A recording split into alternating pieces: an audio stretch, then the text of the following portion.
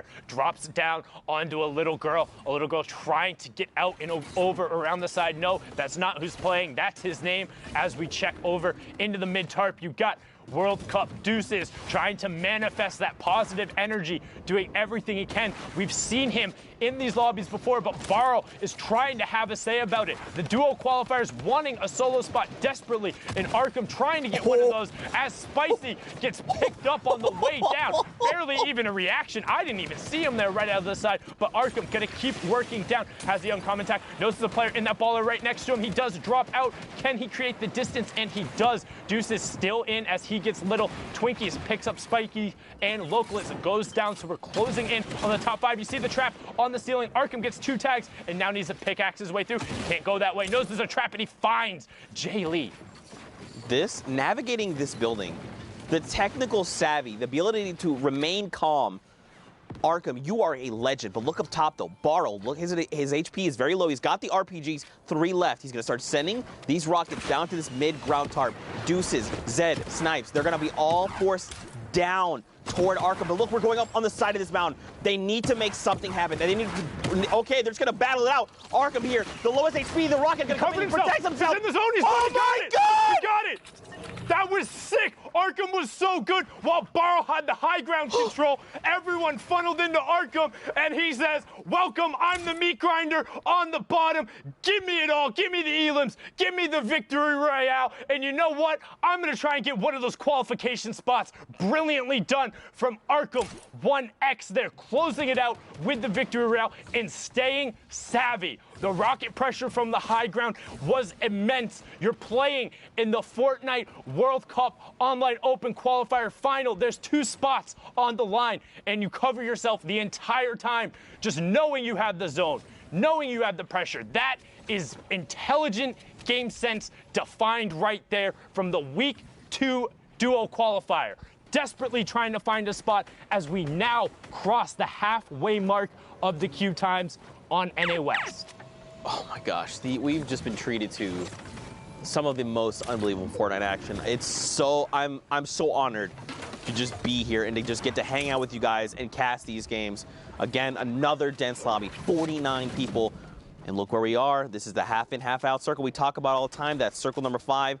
Is Isekai Proverbs here trying to find more eliminations. He does have 2, which is pretty significant, especially because we're down to half of the lobby.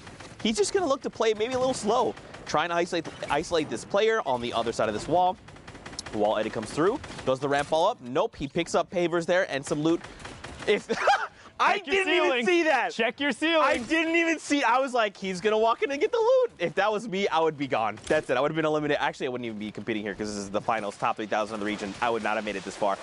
But that was very Proverbs. Let's go, man. Great eyesight. It's like a hawk. I'm not even going to ask you what your arena score is as we hop on board. You know here. what my arena score is. You see Saf there on the far left side. Carson up top. Cheek's also putting some shots down towards him. You have Redux on the side. And right now, Proverbs is in that firing tunnel. And he says, nah, I'm good. Out of there. No thank you. Want nothing to do with that. Pops the last of his shadow bombs and gets all the way over into the priority side of the zone. Look at the bottom right-hand side. The whole lobby has to rotate past Proverbs. So what are they going to do? They're going to pressure him, saying, nah, you don't get to hold that spot for free. And I mean, look at the health, man. Down to 29. If the lobby decides to turn on Proverbs, he's going to get picked off. He just needs to take a second, bury himself down in these builds, and start either looking for a siphon, get the meds, or the minis. One thing else, too, want to call out, mispronounced your name yesterday. You saw Code Cali there on the bottom, another player who had a great day, but we're on board here with Twitch Maximo as he drops in and this thing. Just stand still. Stand still. Hello? Hello? Okay, you missed the first one. No!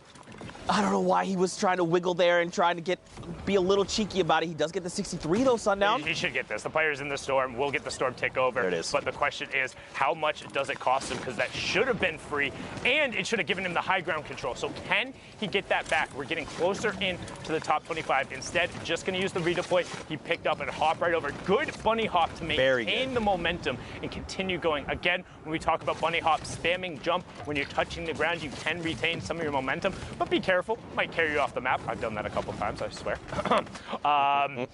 Very not pretty, as we see here. Moni pushing over 34 players remaining, so still not at that first placement threshold. You see Acho Tipazolo getting picked up on the low ground by Lorelei there.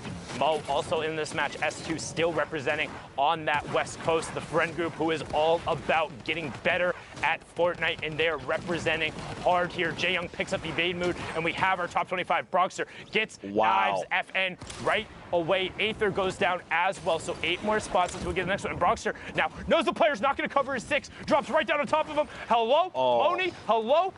Open your ears up, man. He's right next to you, but well done there from Brockster. Not double jumping, being patient. That's what we talk about. Don't need to be sprinting next to him. Use those fast-paced speed. Got to be keeping an eye out on those heartbeats. Know it's incredibly difficult as we get closer to the second placement threshold. 17 players remaining, and the 7th zone is closing. And of course, it wouldn't be a game if we weren't trying to traverse Father Mountain. Oh, thankfully, the storm goes in the completely opposite direction. It was just a tease. It was just a joke, but look down below. Rapid gets picked up. Holds 45 there. Going to be going toe-to-toe up on the high ground, though. Lorei here is going to be battling it out with Lorei the second. Sup, Lorei? Lorei, you're Lorei. There we go. Top 10 here. Lorei on the high ground.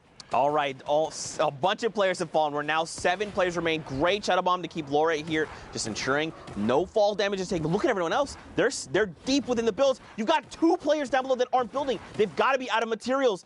Can Lorei take advantage of the Brockster up on top? He still has them, but look at everyone down below. Everyone else is battling it out right now. Yeah, we're into the top 5, top 4 now. Brockster top right on the high ground. He says, no, I don't need high ground. Let's just join the fray down here. Only 1 tarp above. Lorei gets Mo and gets the mats from it. There, Brockster gets I Am Charo. Lorei has a shadow if he wants to try and retake. Zone is closing. Also has 75 to the 24 build, but Brockster doesn't care. Shoot first, ask questions later. Brockster putting pressure onto Lorei. Knows the zone is there. Lorei tries to dip out and around, but too clever for your own good. Brockster, 5 elims and the victory royale, 15 points there to push him up to 32. That match was ridiculous, but for now, we're going to throw it back on over to Courage, who's in the studio.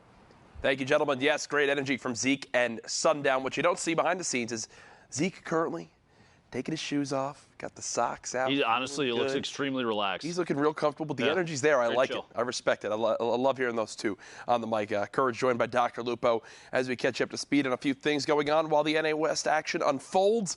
Obviously, intense down to the wire in some of those games right there. Arkham with a big performance. We saw Jarvis with an unfortunate demise there in 16th place. But Ben, I know you've got some things you want to show us. It's actually funny you mentioned both of those players, Jarvis. Harrians as well on that list, and Arkham to end it. We have a set of replays. We're going to look at all 3 players and what they've done thus far for NA West. Pretty crazy how fast-paced things happen in these games, and I think NA West is one. They don't shy away from, the pace of what we've seen from EU and NA East. Shots inside a box, awareness, very, very important in Fortnite. See, Harrians here, a number of plays repeatedly showing. He's got the awareness, the ability to build up. Basically chasing his own rocket down in that clip right there to match a player elevation, shots from above, swap out the RPG, one of the most powerful weapons late game, especially when you have a swarm of players underneath. Repeated shots. Give me a combat shotgun and an RPG in a high-skilled player's hands, and I guarantee you'll see a feed. Right. It's going to be absolutely ridiculous. Matching height there, catching Psycho on the rotation down, but like you said, Aaron's not the only player from NA West putting on a good show. Jarvis, you mentioned shots on the outside, little peek shot on another player, getting third party, taking opportunities every time they have a chance. Very, very important that players are paying attention to who's around them and what exactly they're doing and maybe what other people are doing to them. Jarvis says the impulse over the top, flying away there. Get an escape. You got a landing on top of another baller player. Papo Anthony goes down and picks up a quick little set of loot.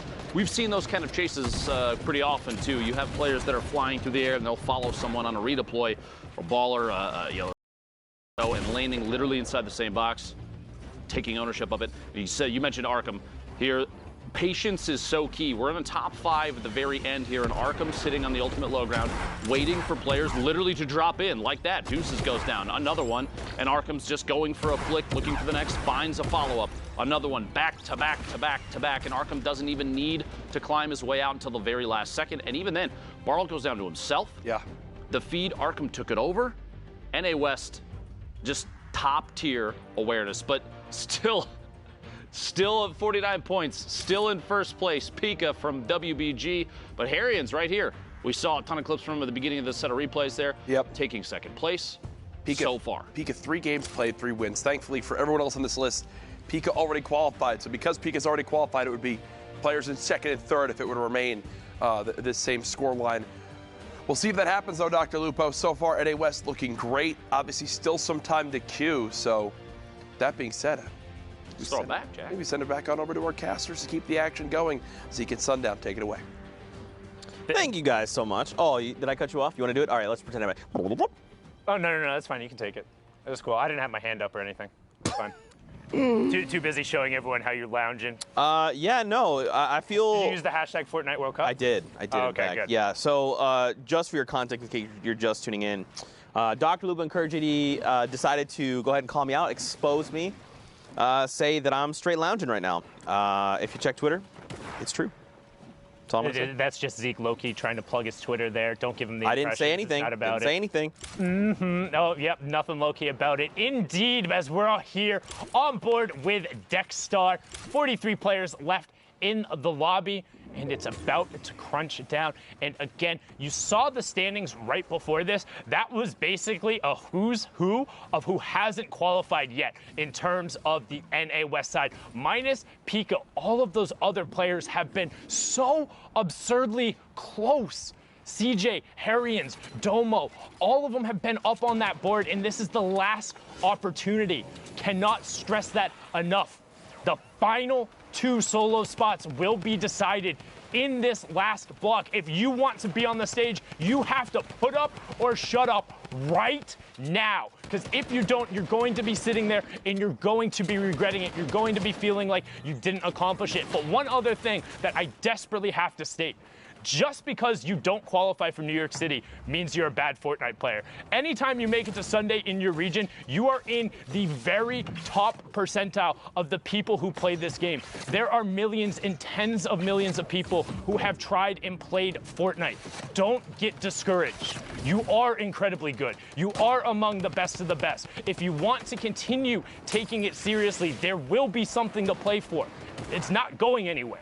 There's always going to be more Fortnite games to play, whether it's community events or other things. You can find ways to improve. You can go through, you can watch the VODs, you can pick yourself up, you can talk to another player, or similar to what the S2 guys did, find like-minded players, join one of those friend groups, ask players for advice, keep pushing yourself, because you're not going to get better by giving up. And hey, if you do want to give up and it's not for you, that's also okay. There are a ton of other games out there, and gaming is not just a singular thing. Games are fantastic, particularly with E3 going on, a bunch of new and fantastic titles out there that deserve to be celebrated. But right now, we're here playing Fortnite, trying to decide those final 2 spots, and Andrew picks up Uncle Iroh. That's the T right there. I love every time you make that reference. It's so good. It is very, very good. These references are next level. Just to expand a tiny little baby bit on that, you know, we get it. We know it's a very difficult competition. We understand that, you know, it means the world to qualify, and if you don't, it feels like the weight of the world is just on top of you, and you doubt everything, your skill, your ability to play all these things. But we promise you, you are here for a reason. You've made it to the top 3,000 in your respective region because of how incredible at Fortnite and how skilled you are as a player. So keep your head up, keep grinding, keep your head up, keep pushing. I promise, it'll all pay off in the end. Hashtag Fortnite World Cup, man. And Never also, forget. hey, hashtag Fortnite World Cup. What did your improvement look like over the course of the World Cup? Did you get more points? Did you have one of those days that were really good for you? What was your story like? How was it competing in the first open tournament, in the largest open tournament that has been run? Let us know, because we want to hear about it. We want to know what your experience was like, what you liked, and what you didn't like. Give us some of the positives in there so we're able to iterate on all of that stuff. But as we said now, pressure plant going through, geysers going, and Terraini is extending his shadow form because, as we said, his feet doesn't touch the ground. So that answers the question about what that interaction looks like. The real question is, if he hung out on a zip line, would he still just stay in that shadow form? Who knows? Top 25 placement points are abound, and Terraini now has priority on the zone. He's going to look back and try and catch all the people who are hot feeding right by, but that is an incredibly tough shot to hit. 23, and does he get meteored by the other player? He does. He's in the box. He's stuck in there. Doesn't look like the player recognizes, so he's just going to boop right out the side in a box with the baller player. One trap down, finds doesn't find the trap, but finds the shot because Cryo has to move to the other side. 16 players remaining. Harrians and Andrew still in the lobby. Nobody wants to be the last one. Trap fires. Player gets to the opposite side, puts the ramp down. Terraini being like, nah, I'm not dealing with that. Bernie picks up Oppo Whip, and we have our top 15. Harrians gets Kytrex, and Rick gets Orba, and the lobby is thinning fast. Exactly, and look at this. Another one just picked up like that. We're nearing top 5 so quickly. But look at this. You still have people all the way around.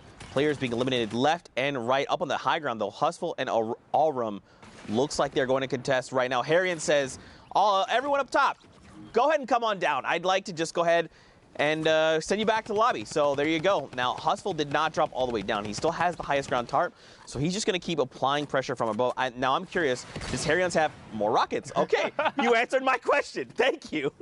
Did you read my mind? How did he know? Threw it right on up there. You see Andrew picks up drip traits, but Hustle starting to row kind of thin on mats. He has 22 left, but it should be okay to hold high ground for now.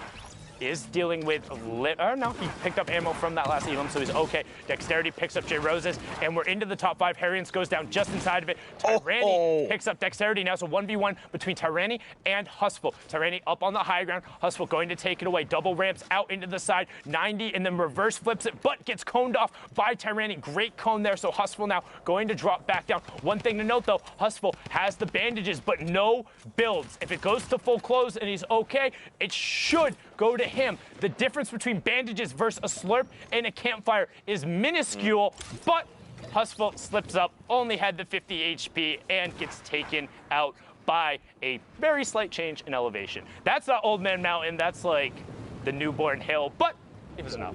It was enough. I love fighting Volcano because it just makes like the action feel more action movie. It's like we're fighting over lava. Who will win? Food. Oh, between the slats.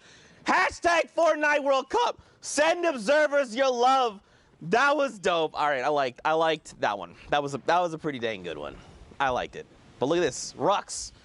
Rux hasn't qualified, right? No, Pika and Rux have qualified. Excuse me, I missed. They've qualified in solos, haven't qualified as a duo. Yes, so one more opportunity in this next weekend to try and come through. Actually, it will be on the Thursday and Friday, June 20th and 21st because of those changed times. Also, don't forget those hours have been pushed back, and the prize pools have been doubled for that rescheduling. Again, you can see the qualification spots on the right-hand side. 19 were up for grabs today. 17 have gone down, and 2 more are available here in the West. Who will be able to take one away as Rux begins spraying shots out there, swaps to the combat, gets a 12 and a 9 tag there, so knows the player is on whites but won't be able to find it. Instead, gets mitts with a little bit of help from the storm. Man, another dense lobby. Now keep in mind, we're coming, the circle is already moving. The storm circle is already moving. We're getting closer to that Storm Circle 6. Rux here, a little bit of a tough spot. He's going to go ahead and get that launch pad, get himself out of dodge, and begin his rotation. Question is, where does he want to land? He probably could have challenged that player, but I think it's a little bit smart. Just go to the edge of that next storm zone, get yourself to safety, establish, and then see where the next zone is. Right? It's again, every interaction matters. Every decision they make is literally going to make or break their game. So on that rotation in and of itself, you have 2 choices when you're going through. You can come down on the very near side of the zone where there's going to be more players, but you want to land towards an edge because the next circle goes outside of the bounds of the safe zone. If you don't go to an edge and you go to the middle, you're guaranteed a rotation no matter what. Whereas if you do get an edge, you're either on the backside and have to rotate right away, or everyone rotates into you. So the safe calculated play is you put yourself in the middle for an even rotation, but that means you're in the middle of the rotation and guaranteed have to rotate. So if you put yourself towards the side with mixed utility, you at least have a chance of hitting the zone. But then on the flip side, if it goes back to the opposite side, it's really rough. most of the times during that overlapping zone, I'd say you want to go far side, simply because the near side's going to be stacked and there's less threats there. So even if you do have to rotate away, most players aren't rotating all the way over there. As you can see Sealmat doing right now, and then turning about face. Sees all the players dropping down from the sky. And that was a slow redeploy. That's what I'm talking about. If you go to press space, as somebody knocks your ramp out from under you, you'll be stuck in that slow redeploy forever. But Sealmat opts not to punish that player, instead swaps targets onto gun deals and swats him out of the sky, swapping his name from Epic Whales Duo back to Sealmat so we can give him the credit where credit is due without undue confusion. Dang it, you literally stole my joke. I was going to say, man, I'm so happy to see that Sealmat has changed his name from Epic Whales Duo to his real name so we can give him the credit. Dang it, Sundown. It's like you read mine. There? It wasn't like a joke. I'm just saying that was like. Oh, it was one of your jokes. Got it. Yeah, so it's not As funny. we hit top 25 there, Pearl taking out Hitmarker and Sealmat getting over to the far side. 3 points for everyone. Top 15 will be the next one for an additional 2 points, and then top 5 in the Victor Royale after that. But Sealmat wants the points from the Elims. You can see the baller kind of griefing him a little bit there, just hitting the spacebar, knocking the builds, not letting him be safe. But Anjul gets picked up. Brilliantly done there from Sealmat, and now going to opt to pop the shadow and get on out. I like that rotation because typically when you do with a door and you use a shadow bomb and then you open the door, players know to laser the door instantly because you're going to be coming out as a shadow. If you edit up and then you just bounce out of the box, no one can really tell where you are, and it makes you way more difficult target to hit. That's dope. Adapting, man, like we said, everyday people pushing the limit. But now we got Buphack up on the high ground. Boombo in combat shotgun, sitting on full draw right now, has an explosive shotgun round ready to go in case anybody gets greeted by it. Sees the shadow player, not able to find the first hit. Baller right next to him, just pickaxe him. That works too. You can send him on down, but he's going to be able to catch himself. See if he had pickaxed him there. He would have got down in the storm. Would have got an Elim. Yep. Just saying, 200 IQ. You know what I'm curious about? I know. So that's another thing. Okay. It's top 15, so that's a 3-point swing there. But an explode or any AoE damage that hits a baller, if it breaks it, will crack through. Bobhack gets Wavy Jacob as well, the player who is in the top 5 tomorrow. So good high ground domination from him. But now back on board with Sealmat. 2 Elims and top 12 currently. Needs top 5 for the next round of points. But he also still has 3 stinks, Zeke. These just increase in value over the course of the game, right? You got to think the stink bomb is a little bit larger than a 1x1 grid space. When you throw it in, especially in this tight of a corridor, you're going to get guaranteed damage. Remember, that's damage that ignores shields and hits directly to the health bar. If he just drops it down on the players down below, he's going to get a bunch of damage numbers, and he's going to be able to track them. Because remember, that damage number is ticking, and you can track where that number is coming from. Drop it on the backside of the storm on low ground. Players will always be there. Always, no matter what. But right now you can see he's only on the 31 builds, trying to find a little bit of room to navigate. Finds a big pot, knows there's a player over on the side. This is when you should be using those stinks. They are going to get to a critical point where you will have no more area to get it. But Sealmat says, I know better. I'm going to stick to that combat shotgun. Top 5, top 4 now as Pearl gets end picks. Pearl on the high ground. Bobhack on the tarp beneath. Sealmat now on the mid tarp. So now Bobhack on ultimate low. And there it is. Drop down the stink. Drop down a rocket as well. Sealmat got the last up. Bobhack, that's the wrong way. Flint knocks out into the storm. Sealmat should just drop another stink on the low ground. Oh no! He put it in his own box! He put it in his own box! So Fetty got the tick over onto it because he was the last one who tagged him forever ago. Pearl got the tick as well. 17 points for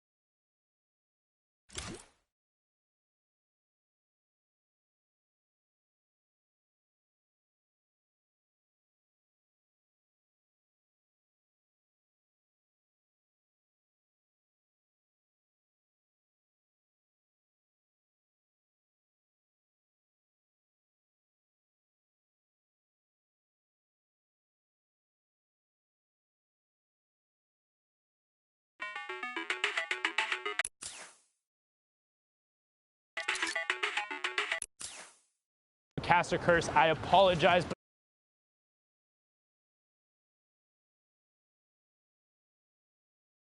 Shadow canceled, immediately gonna 90 up, box himself up and over, and he says, nah, I'm gonna pop another shadow and get out of dodge. This is risky. Needs to avoid getting metroed here, and he does. Puts enough space between him to get back over the backside of the zone. Nobody expects the reflank with the shadow. You expect him on the far side not to come back to the near, but Spook can't convert as wide. Oh, as I say that, he drops down and chases Persecute. That's a 3-point swing, as that even pushes us into the top 15. Now, top 5 is the next threshold, and this is where we're going to see players play a little more defensively. They want to hit top 5. Those extra 2 points are so crucial. Spook here doing his best impersonation of a spooky ghost, walking around that shadow bomb. He's going to find a player, a 36. It is a headshot, but not a ton of damage. And look, he's got there in the pyramid. They're trying to keep himself safe. He does get the ramp, and the players, they're just trying to abandon. They're like, no. I need to get myself to safety. I need to survive. Kevin going down in the top left to Yonder. Cherish Reality just going to get ripped to shreds. 3 eliminations for Spook. And then Rocket, he's looking to fracture it all Sundown. Oh, but he finds the player in the shadow form. Can he follow up on it? What? Wait, what? I didn't. Literally, I heard the audio cue as he turned and built. That was inhuman from Spook to be able to get that there. Sino picks up Dordan, and we're getting closer to that top 5. And one thing to note, once players hit the top 15, it's a little bit like, okay, I got my 5 placement points. I can kind of press it. This is a relatively successful game either way. And Synergy kicks on the high ground. 2 big pots, Shadow Bomb and a Rift. Little less valuable, but it's all about the rockets and the combat. He's going to start working top down and looking for those aim downside shots, holding his hard right hand, waterfalling another level, only about 3 or 4 up, and now he's going to start looking for shots. Misses the first and sees 2 people get blown up. Leo and Yonder get blown up by Sinu and Thai Tanks, and we have our top 5. 7 points for everyone in the lobby, and Kix is trying to go to work. This player holding him off, using the turbo build to just hold that box, and Kix says, okay, you can have it. I'm going up 1 more. He does have a single RPG. He could just bring everything down or just save it and try to get a cheeky angle and just level everything down below. Now, keep in mind, he's got a great angle. He immediately just destroys that player there. They're going to just back to lobby. Good day, friend. Sinu there picked up as well. So who's left? I 3-box me or wide shot me. That's the rocket gonna come in. That's it. That's Thai Tanks. Oh my God. Okay, who's down below? Who's still left? I think he actually got a shield tag with that RPG. I assume this player is tagged out. That's why he's just playing defensively. It was Spook. No, but he did get a shield shot. Spook tried to be a spooky ghost there, but no, a Flankerinos. Synergy kicks him out to the lobby, gets the victory royale, and closes that match out. Well done from him there, and just look at the run away from Pleasant. We pretty much head in a straight line there, but the action doesn't stop. 47 players here. You see Zucchini and Nico over here as well.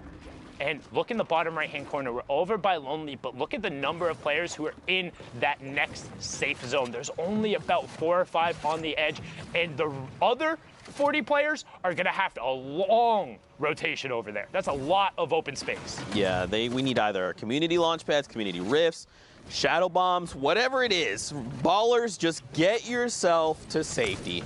Now is the time to go. Nico, look at this. Rift to go, slurps, half shields.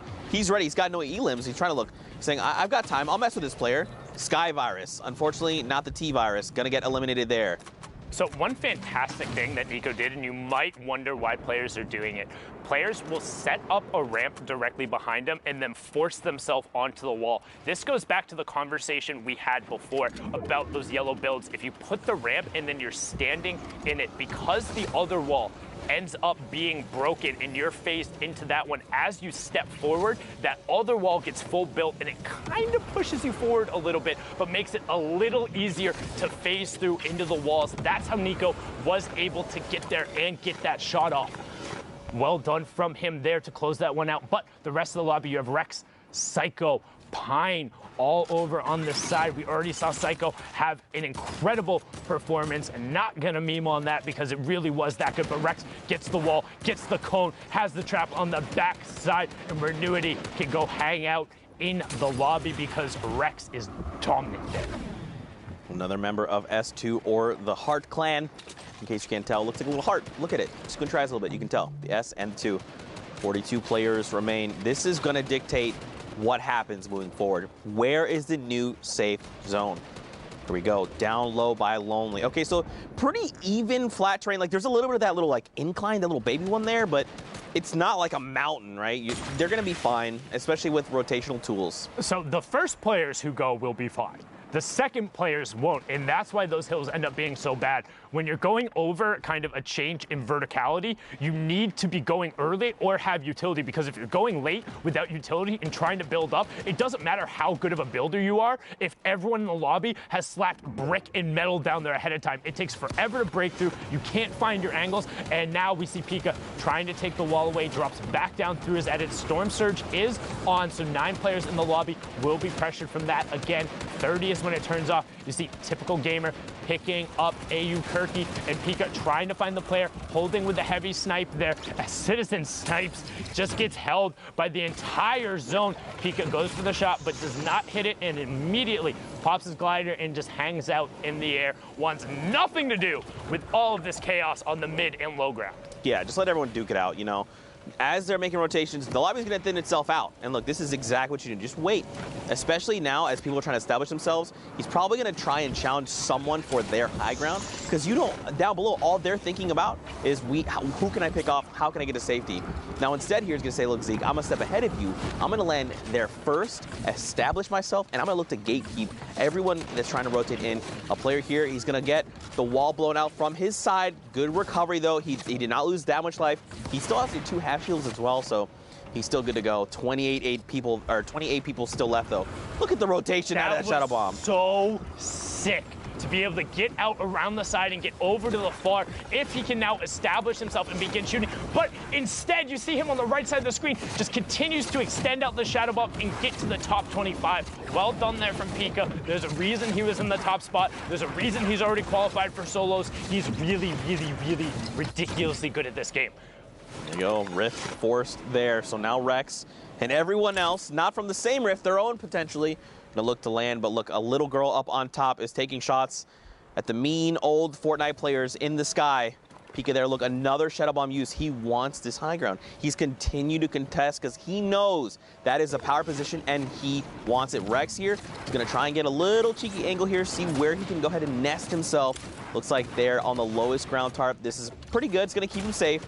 Especially everyone down below. You got to think everyone probably down below is a little less on mats. That's why they don't want to contest. They want to try and conserve.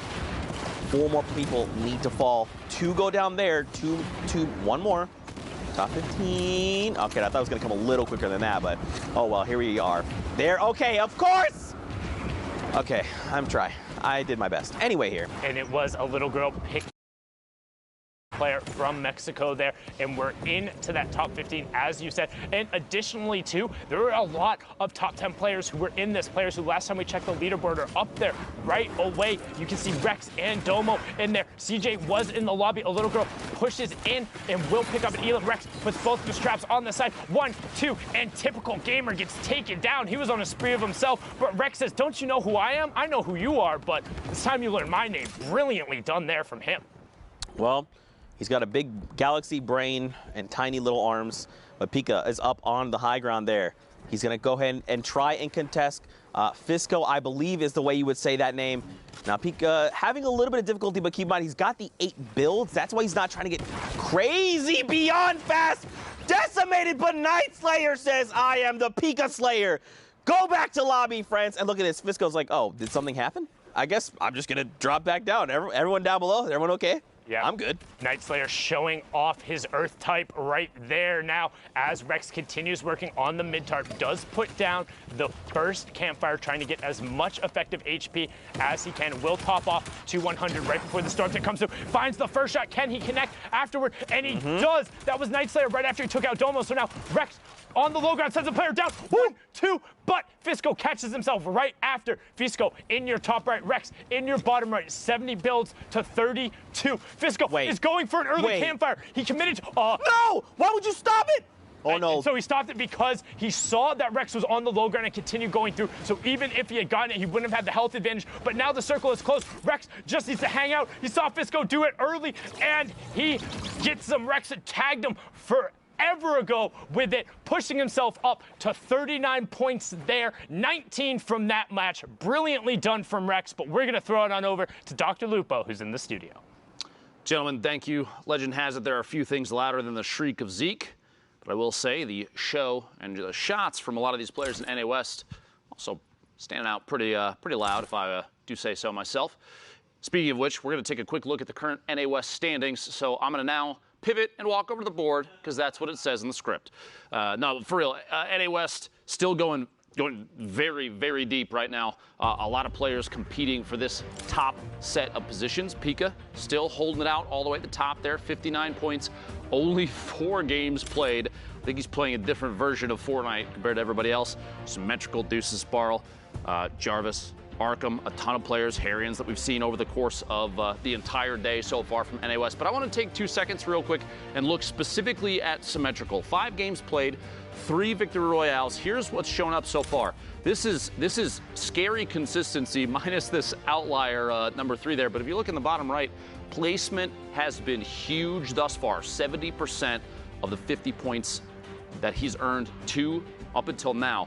It's crazy. It's a spread like we have not typically seen. Usually we see closer to 40-60 or even a 50-50 down the line. But like I said, 5 games left, still Symmetrical on a solid push. See if he can maintain that top 1, 2, 3 position. You have to remember, if Pika does maintain number 1, he's already qualified. So those 2 positions for NA West shift down just one bump. A lot of competition still out there. This is the last week for solos across the board. This is the last set of games for the last region. Before we get to those, we got to take a quick 5-minute break. So don't go anywhere. We'll be right back to cast this thing and knock out the rest of the weekend. See you in a bit. Zeke, this is it. This is the last chance, all right? People need to know about this block party, all right? This is your last opportunity to get them involved, to get them hyped. Zeke, everyone's going to be there, all right? DJ Zeke's going to be there. DJ Sundown's going to be there. Everyone's going to be there, all right? The people are waiting. All right. You know what, man? I'm DJ Zeke. I don't need no card. But what you need to do is buy your tickets to the block party. Tickets are only $35, Fortnite fam. Listen, all right? June 15th, 16th at the LA Forum. Day 1, Creative Showdown. Listen, all right? Team Evolve built an incredible map. Spoiler alert, it's dope. Day 2, Celebrity Pro-Am. 50 pro gamers, 50 celebrities, all battling out for a $3 million charity prize pool. What more do you want? What more do you need? Fortnite fam, you need to be there because we are ready to party with you. Bam! Heyo Fortnite fam, Sundown here, and today we're going to talk a little bit about the Flintlock pistol and its impact on competitive play. The Flintlock pistol is a great addition. Sometimes it'll just change the course of a fight. The things you can do is insane. You can get height with it. It shoots pretty far. You can almost use it as an AR at the beginning game just to get one shot. It'll hit for like 80, 90 in the body. And this is looking really good for Horrify, but the Flintlock is going to get the high ground. Nikiva, such a smart player. The Flintlock is a common and uncommon weapon that uses heavy ammunition. It does 86 or 90 damage depending on rarity, and it has a 2 times headshot multiplier. This means that outside of a sniper rifle, it has the highest single shot damage potential in the game. However, the Flintlock only allows for 1 shot at a time, has pretty decent damage fall off, and also takes 3 seconds to reload. In addition to all of this, the Flintlock also has a mobility component to it. When fired, it will impulse the shooter backwards, and if the bullet strikes a target, it will impulse the target away from the shooter. This can allow for some tricky plays to be made. Player there, runs out into the storm, jump, turn, finds him, yeah! We've seen a decent amount of use out of the Flintlock during the Fortnite World Cup online open qualifiers. So let's hear from some of the qualified players to get their opinion on its addition to the game. If I'm low on HP and I have to choose one weapon, it will be this one. You can actually like kill someone from 200 HP to 0 without taking any shots. And it's also really good for competitive play because if you're high ground or if you want to get away from a situation, the Flintlock, when you use it, it knocks you some distance so you can get away or you can get high ground over someone. I think it just adds a lot of like different plays you can make with it. I think it's good. I personally really like the Flintlock. I think it's a really good weapon. I think it's a really, really strong weapon in the right hands. You need to know how to use it, and you need to base your whole game around it if you want to use it right. It's just a kind of weapon we need more. I definitely think it's one of the better things that have been added skill-wise. I like that it's so versatile. I really like it competitive. Definitely deserves a spot here.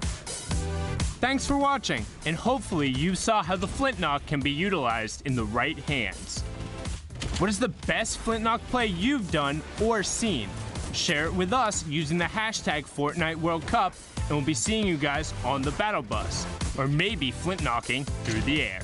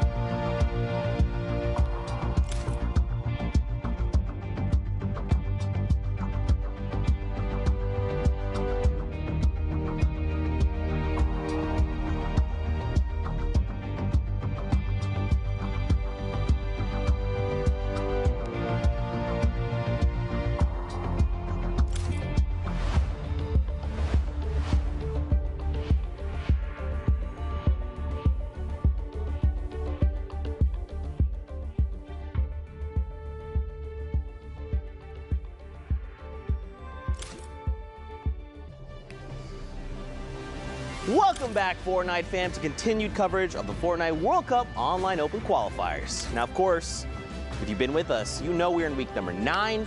We are knee-deep in NA West action, and I'm not going to hold you up much longer. Let's get Dr. Lupo, Monster D-Face up on deck, because I want to get into more games. Gentlemen, over to you. How's it going, man? I'm ready to crush it today. NA West, looking towards the very end of the day, which means this is the very end of solo qualifiers for New York City. Last opportunities, guys, to get in there and make it happen. So we're going to be hopping right into these next set of games.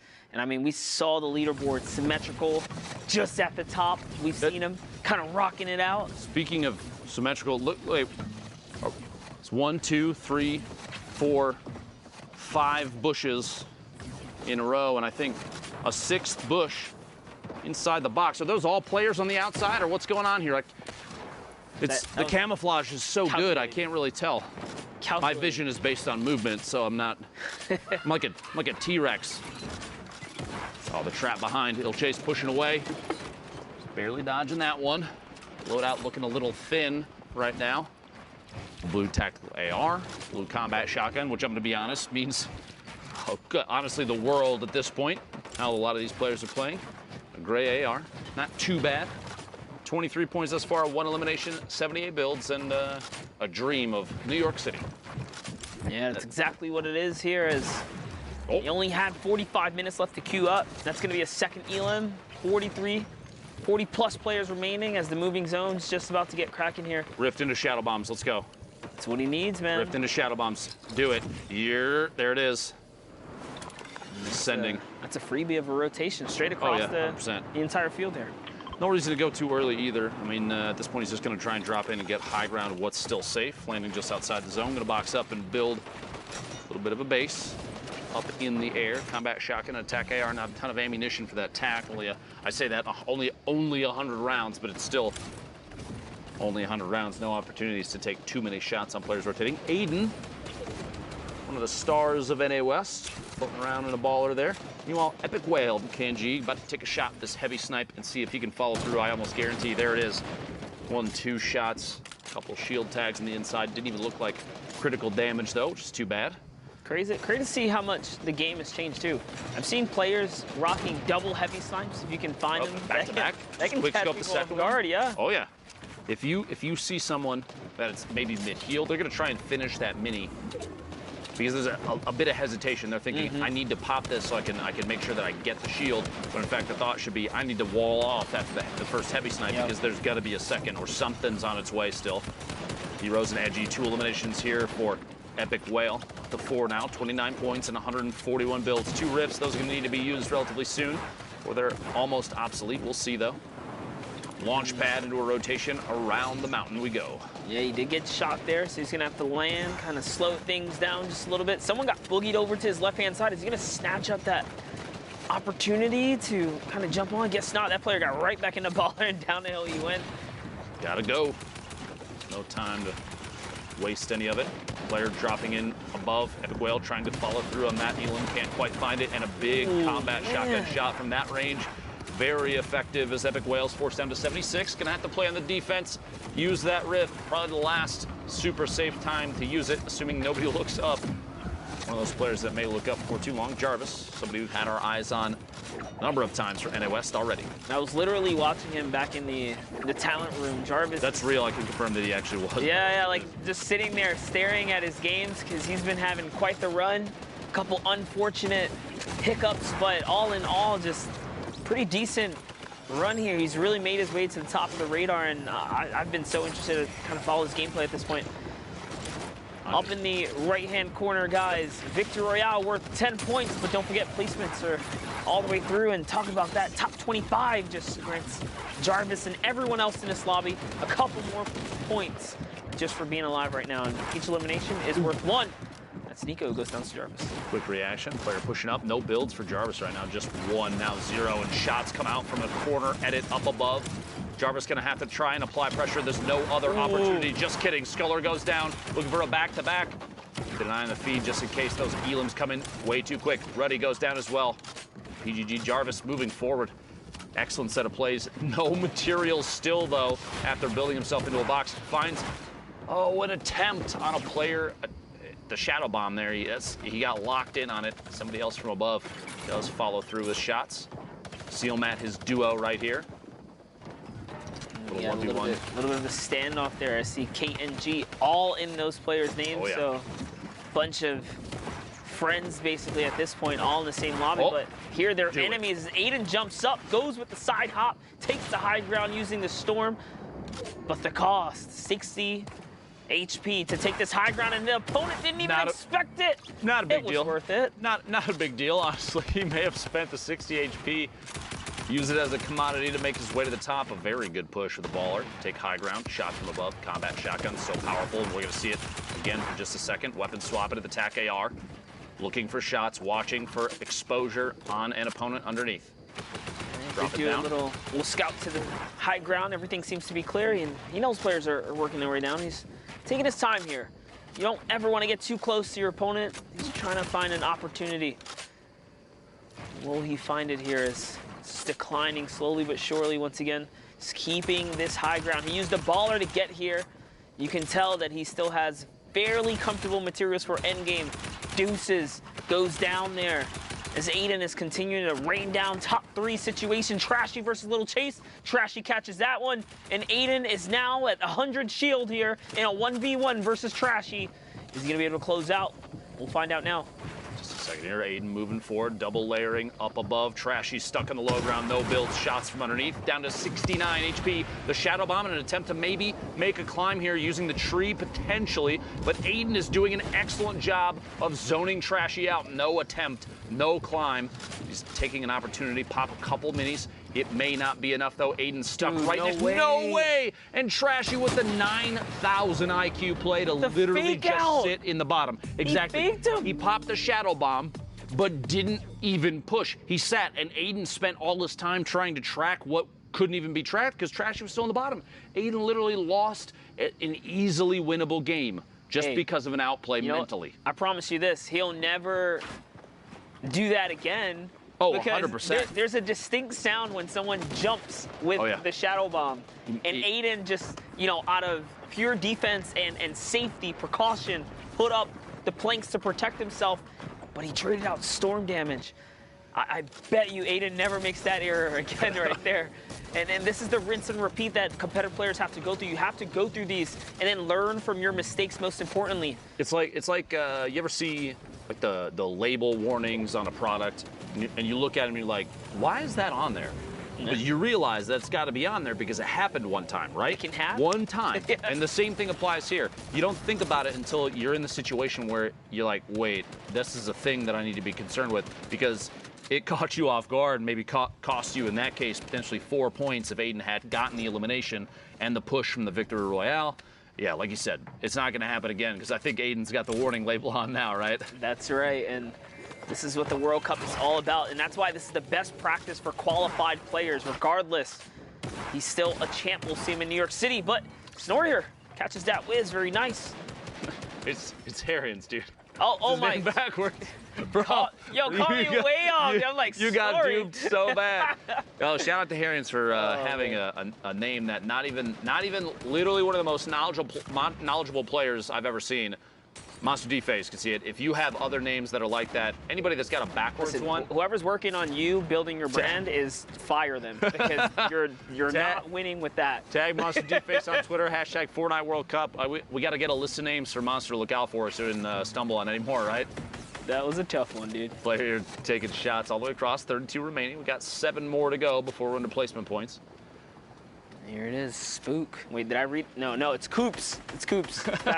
No, this is right. I'm going to be honest with you. I have no idea at this point. We don't know anymore, but here it is, Spook. Hopefully, looking to pop someone here. Finds the window. It's a nice weak build right there. And, oh, man, building with Willet is terrible. Way above the threshold here. He's closing in on his top 25. Can he hold out? It's really what he's looking for. 38 points. He's in contention.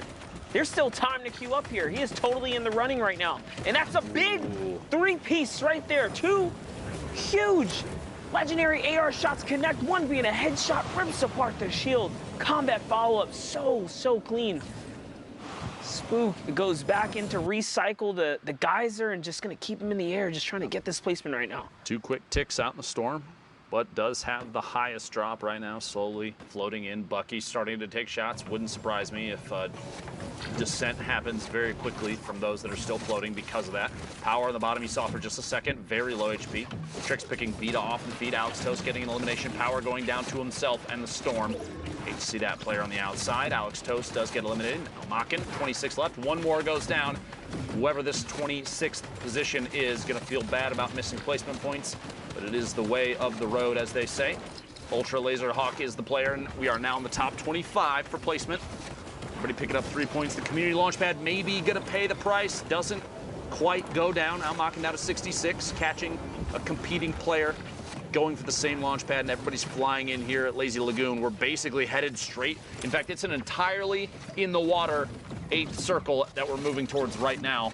And like placement was only just barely given out.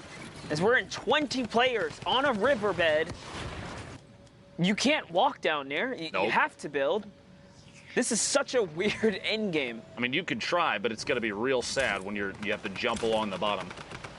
Look at this, Foxy Boxy taking shots and then immediately getting shot at from Ty Tanks above. Goes down and Ty pushes in to try and get the loot. Player competing for that. Barband going down outside.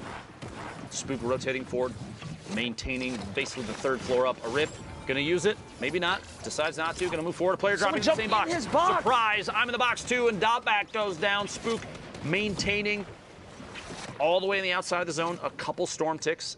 That siphon actually did end up saving him, down to 49 HP now. 12 players left. Ty, Spook. A number of other players rotating in, stuck on the bottom underneath the waterfall. People he got up and over, though. He did get up and over. That's going to be a weird place to rotate up. He knows that's why he's looking right now, trying to see if he can find someone. Players are going to go down to the storm right now. That's 1. Iota goes down already. It's such a weird spot. Their struggle must be happening here. Synergy and Diggles fighting in the zone as well. Quick edit and a shot. Combat shotgun rotating around the outside, trying to chase that player down. Decides not to continue pushing just in case somebody else might be there. Like Ty Tanks, a quick elim there, picking up another siphon. The 50 HP shield total there, very important. Just a bit ago, he had 49 health, guys. Now he's at 150. He is in the game right here. Swing. Will he get to 200 in time? Nope, someone snatches it up, but it's okay. He catches Herons. The rift. Right there, and there is a free rift. Definitely want to use that. Everyone already to the sky at this point. Top 5, all placement points have been given out, besides the Victory Royale at this point. Knocking on the ultimate low ground, taking shots. Traps to defend from anybody dropping in, like Just Chillin', who does go down very quickly. Another elimination, 7 now in 5 builds. maybe looking for another shot on the players underneath. There are a handful down there. A quick grenade. I don't know if he caught that. Just tosses one down to see if he can get a hit on somebody. Maybe the 60 seconds before the storm. Can he get it? Dicks him Can out. he get it? Caught on the outside. He's got one build. Floor. He's going to have to push up, find it. Gets it. Did he get it? Bertzak Can he get the mats? dropping in. He got a few. He did. Yeah, he did. He's just a good few. still. 3 players. Almaken in the ultimate low. And watch this. Everybody's about to get pushed in the air because the path of the storm. And that might... He needs to hit the shot. Oh, my gosh. No. Staying just barely away from the vent. Almaken gets 4 eliminations. The Victory Royale and everybody else. At that point, because it was so close to the end of the game, nobody wanted to go for the vent because you're pushed up in the air, and with the circle that small, you are asking to tick out storm damage. You want to stay engaged, so a forced rotation out into the storm is the only option at that point. Yeah, and that's why Spook was trying so desperately hard to push through that building and catch the Elam before he took off in the geyser, but he did manage to throw him up and couldn't get the siphon to keep him in the game. But here with Cryptic, charges back that bow. NA West, 30 minutes left to queue up and get the last bit of your games. 30 minutes, you can effectively queue maybe 2 full games, one from here to then, and then your last, but that's only if you have more than 2 games left, then you got to start pushing through. Yep. We call those W key games. So as you see, the lobby right now is a normal lobby in a sense. As we approach towards the end tail, these lobbies are going to get probably like slimmed down. And more, it's scarier and scarier every single time you go in there. Right now, you have to realize that these games are queued against players of relatively similar scoring. As we get closer to the end of the block, you're going to be looking at lobbies with players with very high point counts. Very, very competitive lobbies, very difficult lobbies. You're on West 2 spots, by the way. The top 2 of 3,000 people. The top 2 of 3,000 people is... It's terrifying to think that that's how narrow it is. That's how few people make it through. We've gone through multiple weeks of this, of players trying to play out of their minds. Cryptic slays, picks up the first Elim. A couple easy shots, the AR from above. That's that boombo though, man. Ripped apart all the shield on that player. Just recently nerfed too. A little bit of a drawback decrease. A quarter of a second longer now, but players still very efficient with it. You just have to time it a little bit better. Any kind of change to that weapon is welcome, I'm sure. You trying to tell me that people have a problem with the relative utilization of a weapon? Fortnite Battle Royale, the ultimate Battle Royale experience? No way. Of course not, dude. Never. Smile. Insane. You're insane. Here we have You're insane. Blixifer. 2 stinkers. We saw stinkers kind of clean up some players earlier today. Just an end game. No way to defend against it. Persian goes down. Now Blix. He can take this ball. He can just go through the loot if he really wants to. He's not going to do so. So he's going to be content with what he has and gets the next zone here. Too risky at this point. He's got to rotate so far still, and you've got so many players that are still out here ahead of the zone. JP2 right there, King Flash at the top, challenging Cryptic slays. Hunt as well, landing the same spot, and Spicy right underneath. Meanwhile, Saf from Ghost, looking to make a play down here in the bottom, decides to not get too aggressive and uses that rift, seeing most likely that right now, we're at the time of the rift, 27 players left. I think the option there was, I don't even want to risk it. I want my placement points, which he gets now. Yeah, not only that, someone he had 2 players somehow end up in his box. One might have been a shadow, the other might have been a baller, so. Exactly. He is not trying to stick around there. The best course of action, honestly. Down to 22 now, and he's got to make it to 15. You see the top right there, the placement required to get the next set of points. He's doing pretty good for himself this game right here. He's got double heals going on, playing for the high ground, manages to take it up, and it's his. Do it. He's just got to run it up. He's connecting with all the combat. Someone is trying to break him down. Doesn't even matter. He does manage to connect here, and there's 2 or 3 players now above him. He's going to use that moment of distraction to lower his elevation and probably just go back on the hunt in just a bit here, but Still stinkers are chasing. One more needs to go down. Look at that dodge right there. Sidestep, fake out. Now taking down the high ground player again, but lets his guard down, and someone's already on it. Actually did pick up an elimination fake. He jumped off the top. Ended up going down to that. In the feed right there. 11 players left. Saf, 2 eliminations, 56 builds, and it's pretty much all metal, which is perfect for late game. If you had to have a situation where you get 1 material at the end, it's got to be metal every single time. You use that to zone people out as the storm's pushing in behind. Slows them down because they have to try and knock out those walls, and it's going to take multiple hits. And at the same time, maybe a chance for you to edit back, go for elimination. Hector here, the ultimate low ground, moving forward, 35 points so far. Still in contention, Cryptic Slays in your feed, putting it down to the top 10 remaining. As Fett goes down. Yes, indeed. There's a player right here. He does have the edit, makes the double shot, connects with a 136 combat. Just one hit was the one that took him down, but didn't break the wall in time. Is he going to be? Oh, No what way. a bait. King Flash was waiting for that. But hey, he brought in a slurp juice for King Flash. That's going to be a big come up for him. And special delivery. Let's look at how much health these players in the low ground have. No Flash, just gets one limb right there. It's going to put him back in. Did get hit. Saf in the ultimate high ground, just big chilling with already built structures.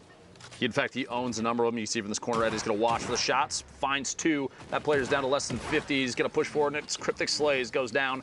We are now in a top 4 situation. Cryptic at least getting the top 5 points there. 7 from that. 49, though, total for Saf. Looking to put himself in the top 10. Hopefully the top 2 if he can make his way all the way to the top. And speaking of the top, climbing out of the basically all the pre-built structures. Spicy, Sage peek right on top of each other. Spicy picks up that elimination. 3 players left. Schlump, the ultimate low ground. My friend out there in the corn. I feel that for sure. Saf in the ultimate high, dropping down, starting to descend. A little bit of fall damage. Both players at the bottom are literally dancing inside and outside of each other's builds right now. Corner edits happening. A ramp to push Spicy all the way in the bottom, and Saf and Spicy to 1v1. It's the corn. It's the hayfield. Like, He's got layers above him already for just a second. Like, Spicy's got 7 Saf's builds. like, no way, dude. I ain't going down there. I want to see a Spicy push out just 2 or 3 floors out, launch pad to try and take high ground and push with a shotgun. Do it. Saf's not having it. 1 campfire's down. There's the second, sits in the middle. Out comes the bandages, and that's his game. Spicy was sitting on the launch pad. I would have loved to see him push out, put down a quick floor launch, fly up, and try and take high ground, shoot down from above, especially with a tactical shotgun. You don't have the range of the combat, so if you're going to try and compete with that, you're going to fail. AR shots from underneath, potentially, but with the amount of materials that you could already see the player above him layering up, double layering pyramids and floors. So at that point, pressuring with a high ground takeover, in my opinion, granted, I'm only me. You're you. But you never know. Like, I feel like that was the play. Thoughts? I mean, think about it. There's only a couple of spots for qualification. If I'm being honest, to make it all the way through, you got to take risk. We've seen it happen all day today. 1-point differences, tiebreaker differences. Yep. You got to make risk right there. Like, that was an elimination he could have took, but he just said, you know what? He weighed his card and said, I have the bandage, I have the campfire. I'm going to go for the heal off. You lose a point. You leave a point on the field. Was it NA East had, what, 7th, 8th, 9th, and 9th and 10th were all 60 points? Yes, 4 players in a 60-point tiebreaker bracket, and Creo just barely eked out. So you're looking at that and you're thinking, I should probably push this, maybe. Don't leave anything up for grabs. Can't in those final moments, but 39 players left. How it all kind of crumbles in that one, but here it is, Symmetrical. We saw having quite the day today if he can continue to just hold out. We had a chance to look at his first 5 games of the day, the breakdown, and he was so heavily weighted on placement. He's playing so strategically that 4 eliminations right now, multiple wins. I believe he had 3 games that were wins, and this might actually be one of them. We'll see before too long. One that he went out at 100th. I know that feeling. Don't worry. If you're going to go down, might as well be 100. Get all your time back. Like, you know what? On to the next one. Keep on rolling. You know, most players don't get 10 in anyway, so it is all good as, poor Fishman right here. Wheels catches a ton of damage. It was white, so you know he's going to keep the pressure up here. 100%. And yep, it's going to keep it nice and safe. He hears the minis. This is checkmate, buddy. Hello. Bye-bye. I mean, guess Ethan. I'm assuming it's Ethan. Can't really tell. Question mark then. Put Wheels from WBG picking up a solid elimination. Good mechanical technique there. Getting the quick replaces, quick edits, the swipes. You can see him. I love that you can see him too, how fast they're activating the edit, swiping, confirming the edit, and then just quickly taking a shot. Sog is the ultimate high ground. Looks like an legendary AR in his hands. I would not want to play on 60 hertz. I'm sorry. Struggle. That's rough. It's the struggle. Respect to Soggy's on 60 hertz, man. Who knows if that's if it actually is. The name itself, though, very funny. I commend him. Moving forward. Little corner edit. More and more players, instead of capping off with a ramp and flipping it, have been doing a pyramid and just choosing which corners they want to raise up, because you can immediately just look down, reset it, and drop down. Change corners. See multiple 3 players in rotation. Finds the weakest one. Look at the damage above the threshold for, oh man, for Storm Surge. 1,338 damage above the threshold. Till it's down to 30 players in the top left corner of your screen, folks. Storm Surge will apply damage ticks to everybody that's still in until it's down to 30, or that is everybody that's below the threshold, the damage cutoff. So you have to make sure that you're dealing as much damage as you can. Like Alberto here, only 80 above. Barely above, but lucky for him, he's just outside of the threshold, so he should be okay here. Alberto, 2 Rift to goes. 3 Shadow Bombs. He's got everything he needs to kind of play for placement here. You might as well at this point, and that's why he's choosing to just rotate, not necessarily firing at anyone. Just notice the holds here. Now he's going on defense. Holding builds, keeping it nice and calm.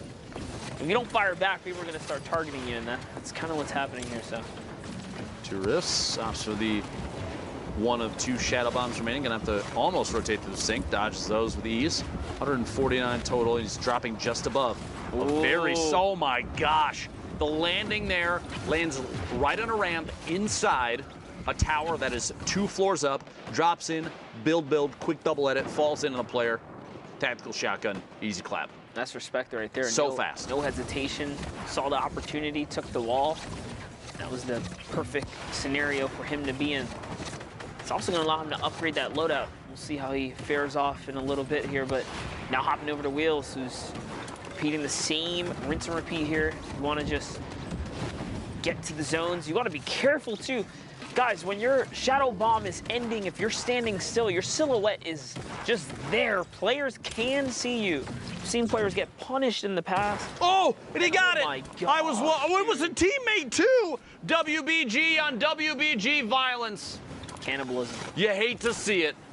Wheels. Oh man, the reaction time there. If you get rifted up and you have an open slot for reload in your combat shotgun, there's a little the little gimmick you do right now where you quickly spam reload and shoot at the same time. And I wonder, do you have to aim at that point? Oh, or bro, yeah. Did you just hit what's in front of you? I've seen shots. Yeah. Like, that's the real question. I've seen shots miss, but very often you're going to see a big hit because they're right on top of each other. Yeah, they hit all the time. Very, very accurate there. I haven't been in a situation to pull that one off, but man, I think one highlight happened last weekend, and ever since, it is just...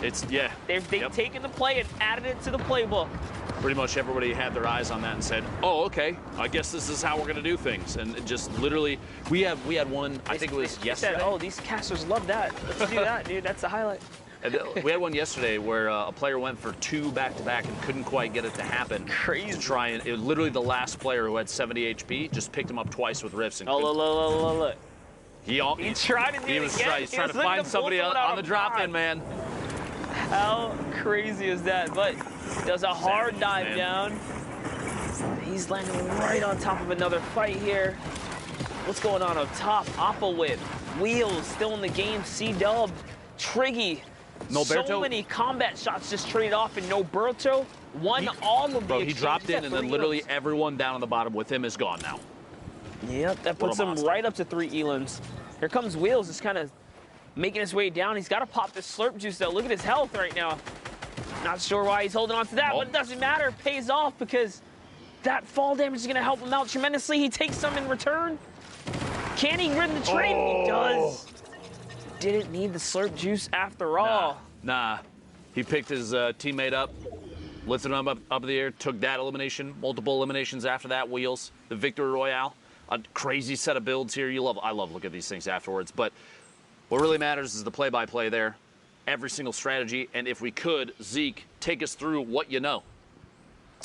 Well, Dr. Lupo, the only thing I know is you're incredible. Thank you guys so much for casting. As always, you guys are amazing, and of course, I agree. The fossils are a great story. that tells what all went down in that game, Sundown. Now, I know you've pulled some clips for us, so what you have to show? So we're going to take a look, and the theme of this one is Galaxy Brain, putting that mental to the test and seeing what you're able to do. So first, Trashy picks up the low ground Elim, and now 1v1. Aiden on the top, and he pops the shadow. Aiden heard it, and he goes to look for him, but Trashy's just like, I'm in the zone. I got the bandages. I'm good. Aiden goes out a little too early. Trashy is able to pop off the mini and then just turn back. Aiden spends the whole time looking for him, and Trashy just gets the nice, easy Elim going. Had the heavy sniper ready, but now on board here with AU's Mankin. Looking for the shot first, finds pocket right out of the edit, and then drops right around the side. But keep an eye on what he does here. Dropping down, loops around the side, finds synergy kicks out into the storm. Now uses the shadow bomb and drops all the way around and just stands. He's just standing, waiting, flanks back up around to the tree, puts him on the mid-ground tarp. So everyone else now is fighting, and he gets this entire space to himself, picks up Clockstick, and the Siphon is enough to push him over the top. Brilliantly done. And Saf here now with the Galaxy Brain 2.0, aiming way back into the storm with the tactical assault rifle. Cool guys don't look at explosions or falling players. Z-Fakey going down there, and then Saf going to work with what he does best, finding his angle, picks up Cryptic, and the Galaxy Brain play to get high ground control. That was the only other player who could have possibly contested him. Slump goes down, and look at what he has in the loadout. Has bandages, has 100, can wait this player out. 8 more builds going through there. Starts hearing shots going, and just controls the high ground out. Can't fire off. Bandage commit to it the second it ticks over to 74. That is how you win a heal off. Those are the little things you have to do right. And you know what? Big brain Saf right there. Big brain Saf. Now, of course, we're going to take a look at the standings, see how things are going. Now, again, guys, this is it. The final standings, or the final day, excuse me, of finals for NA West. 2 spots up for grabs. Now, don't forget, Pika's already qualified. So that means these 2 spots shift down to right now. Harrians and Spook, they're in a pretty good spot, but look at the point spread out. Look at the point spread, and look who else is on this leaderboard. So Spook, Harrian, Saf, Domo, Rex, Deuces, Spectro, Maximo. That's basically Fortnite West in a nutshell, minus Aiden and Sean. However, we got a little bit of South Korea invasion going on. We talked about it at the start of the show. Metacino and Envy are playing in Canada this week, and last week as well, playing on NA West. And right now, he is 1 point off that qualification spot. Like, it would be such an incredible effort out of him if he can get one on foreign soil. I mean, keep in mind, though, he does have 8 games played, so does Saf, right? So Spook and Harrians have a little more wiggle room. But again, it's going to come down to the wire. It's down to it anyway. These guys, their game management time is right about there. The queues are getting towards the end of it. And I mean, we're about to find out who our last 2 players are. Well, let's get back into more of these games, as of course, we're going to hop back over with the boys that are going to continue casting our games. Gentlemen, back your way. Thank you very much, Zeke and Sundown, for your analysis. For some reason... Dude, that board is so close, that top 10. Yeah, it's scary. Anyone's game It's right scary. now. I would say if you're in top 25, I'd put it that close. You're in contention right now. It might even be deeper than that. You never know, because we've seen, I mean, we saw, what was it, Mega dropped a 20 elimination. Oh my gosh, yes. In finals the last week. You're really going to go that big? Like, it's anybody's game. We do have just over 15 minutes left for NA West. If you're trying to queue, get your games in. Pay attention to the clock. Very important. We got Phil in an adorable Easter onesie. Hanging out here, 2 eliminations. You know, one of the coolest things that Epic Games like Fortnite started doing this is like a Christmas winter onesie. My bad. The reskins, man. Yeah, I'm sorry. You have something, and then you get more for what you already own. That's like the best thing. As Courage would say, yeah, eat dab. Luchador, the top left, pick it up an Elim. We're down to 39 left. Moving into the 6th circle, combat shotgun. Screaming for it, finds it. Are you kidding me? Flip-flop goes down 12 miles away with the epic combat shotgun. And then Big people want the normal pump back. I don't know, man. I think you can put up the argument right now. The combat kind of dubs on the normal pump in almost every situation. Unless you're in the same box. Unless you're in the same box. Yeah, if you're box fighting. Which I'll be honest, I'm more of a box warrior. I'm way more of a box warrior. I just don't have. I don't playground, I guess, as much as this guy. You know, I don't do all that flashy. You trying to tell me you don't crank 90s, Monster? I don't believe that for a second. I've seen you. I crank 180s, bro. That's facts. I like to go down and I just wait at that point. Okay, weird flex, dude, but okay. I see you. Vertsack goes down inside the box. Speaking of boxes, box fighting. Legendary combat shotgun in the inventory of Phil. But even then, I'll just pose this and then I'll let the topic go. Oh, gosh. Even in a box fight, dude, the combat is disgusting. You don't even have to swap over. Oh, you just Reddit is going to pick this up and run with it, dude. You got to be careful. Hey, this is two sides of the road here, all right? Respectfully walk with me here. Let's have this talk. Follow me. Follow me, youngins. Let me show you. Show some numbers here. I understand what you're saying. Both weapons, they had their caveats. They are powerful within the weight. Barband did a reset and side edit on that pyramid so fast. See, he's doing full 180, 360. This is me. I don't 90. Do those, dude. Spilled everything. Protective. Honestly, though, he just dedicated a lot of material to setting up here. He did indeed. It might pay off, though. He picks up an elim or two, rotates through the material. Oh, Look at the my shots. gosh. Non-stop applying pressure with a swap between ARs, the combat shotgun from that distance. What other weapon insanity. can do that? See? Point proven. Touche. Your comment was in regard to box fighting, though, brother. Hold up. Slow your roll for a second. All right. Harion's in there. Barber's doing a really good job here. If you invest that much and then it turns into elim, I say worth. But there's a platform. There's actually a dropship right above him. Unfortunate for him, he's going to have to give up the high ground because of it. The pressure was coming down, so lands in with someone. It's his walls. No okay, trap, man, does he save himself? No, he does have trap. Why is he not trapping? He's just toying with him, you know? Text left, text right, comes back around. Hello. Okay. It's all his He got both walls. You know, all the walls, it almost looked like. Could have played a trap there. Multiple sides. All right. Maybe he thought, what if he doesn't own it? The trap attempt, the hesitation, and gets you eliminated? What? He knows that he owns it. He was editing the walls. At that point. He was literally editing the walls. A baller almost flies inside the box. He's sitting inside right now. Tons of builds, not a lot of metal, but it is late game. No reason to hold on to those too much, and goes for the launch pad play to go for high ground lands. Gets caught. Literally exactly where he needed to challenge this. He might actually pull this off. Quick build. Get both walls. Here's the traps, brother. Dropping down inside. Shots back behind. The quick and the flip. Let's go, Are Barman. you kidding me? Representing. An immediate bludgeon. He likes to be up here. Well played, Barman. How fast was that? That stupid fast. That you look, Google it. Stupid fast. That's a real term. It happened. You saw it. We commentated it. Barman's in it right now. Frags lands right on him. Is he going to fall victim as well? He's got the mats. He can do this. Literally landing on a high ground platform, taking a play out of the book of Barman, it looks like, from literally just moments ago.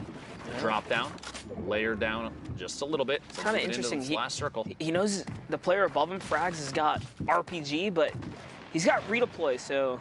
And a shadow bomb, just in case. Like, he can totally get down, but if he goes down, then you're at the mercy of the rocket. If you stay up, you're burning material. It's a tough situation either way. Okay, he decides to go all the way down. That's the play. Lands, boxes up, Frags. If he still has... There it is. RPG's coming down. Barman takes a big hit. Shadow Bomb comes out, use it to get up and over the mountain. Someone ripped to goes. This is going to distract Frags for a second, maybe to look up to the high ground. Can Barban get over the mountain? It actually was the sound that went off, but it didn't actually occur, and Barban stuck in a 1v1 as Frags has the ultimate high ground and a rocket and a shotgun and all the time in the world. No builds, but it doesn't matter. An epic victory royale for Frags, sitting at 14 points right now. Worth, though. He got his highlight. Now, we only had an opportunity to catch just one little game. We're going to pass it back on over to Zeke. We are almost done for the day, so don't leave. I'll know. He will always know, and he always does, in fact, know. He constantly spits out names of people that have left. He actually does know. Now, Fortnite fam, we appreciate you guys hanging out with us here in the final tail end of NA West. Now, what we're going to do is we're going to go to a short break. So what you need to do get up, use the bathroom, get a drink, get some snacks, and come back because we're going to catch the tail end of NA West, and we're going to be punching tickets to the finals. So we'll see you guys after this 5-minute break.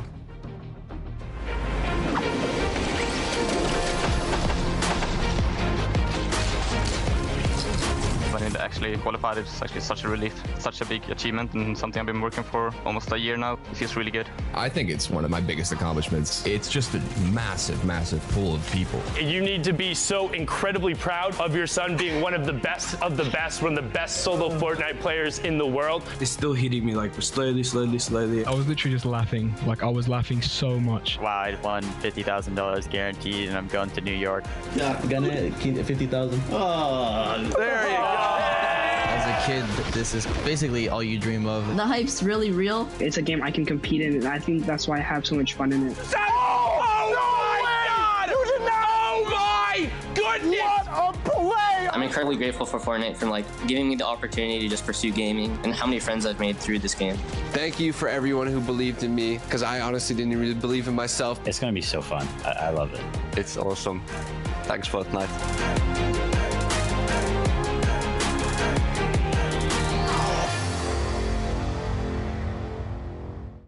What's up, Fortnite fam? Sundown here, and today we are going to talk about shadow bombs and their impact on competitive play. If you haven't had a chance to use the shadow bomb yet, it is a utility consumable that drops in stacks of 2, and you can carry up to 6 per slot. When used, the shadow bomb grants the user invisibility, move speed, the ability to double jump, and the ability to wall jump. Shadow form lasts for 6 seconds, but will remain active after that window until the user touches their feet on the ground. We've seen shadow bombs already have a huge impact on some of the Fortnite World Cup online open qualifiers. Can he hit it? Oh my gosh! He hits it! You freaking legend! Are you kidding me? Now, let's hear what some of the players who have already qualified for the Fortnite World Cup final think of the addition of shadow bombs to competitive play. I think with Season 9, the shadow bombs are a perfect mobility that has its downsides and upsides if you use it right. I mean, I think shadow bombs are very balanced right now. They're a really good way of getting mobility considering they're an uncommon item. I feel like they're a really good addition to the game. It's as good as a Rift to Go, maybe even better in my opinion. You can get your position wherever you want to, especially end zone. People don't expect it. A little bit of HP left. You're gonna pull it! It's a must carry. You know, when that zone pops and you're super far, you can pop a shadow bomb and just get to the next zone. It's great. I love them. Shadow bombs are amazing. Like I reckon that's like one of the best things they brought out so far, because you could just sneak into someone's box or like get high ground or like go low ground without taking damage. There's moments where people clutch up, like very end game, like they might not have mats, and the Mr. Savage play where there's a hill and you went up it with the shadow bomb. It was just crazy. They've got to go up the side of a mountain, and it's shadow bomb time. He's deciding to take storm damage. Yes. Mr. Savage! Oh my God! Oh my goodness! What a play! The best shadow bomb use I've ever seen! Mr. Savage M rising to the top of the mountain. Thanks for watching, and hopefully you learned a thing or two.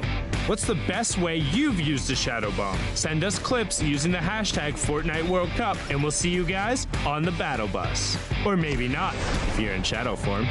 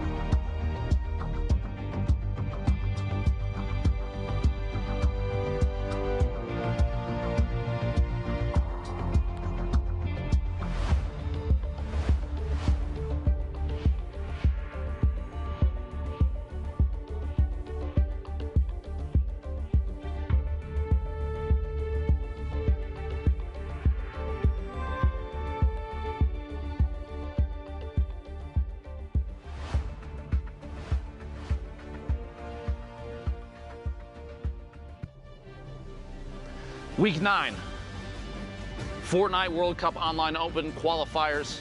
We're looking at the end of literally what has been 2.5 months of players working, competing, practicing, scrimmaging, and playing out of their minds as much as they can. Because right now, for NA West and for everybody here, this is the culmination of everything we've done thus far. The last day, Sunday, today, we have 2 positions in NA West that will qualify, make their way to New York City, punch that ticket, which for some reason the board doesn't like me.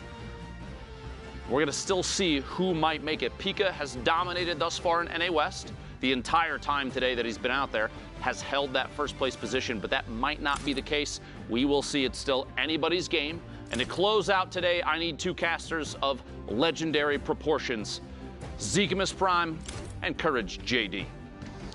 Man, today is all about complimenting. First, Sundown says that I'm an amazing caster. Now, Dr. Lupo with the generous, kind words. Don't look at me, Lupo.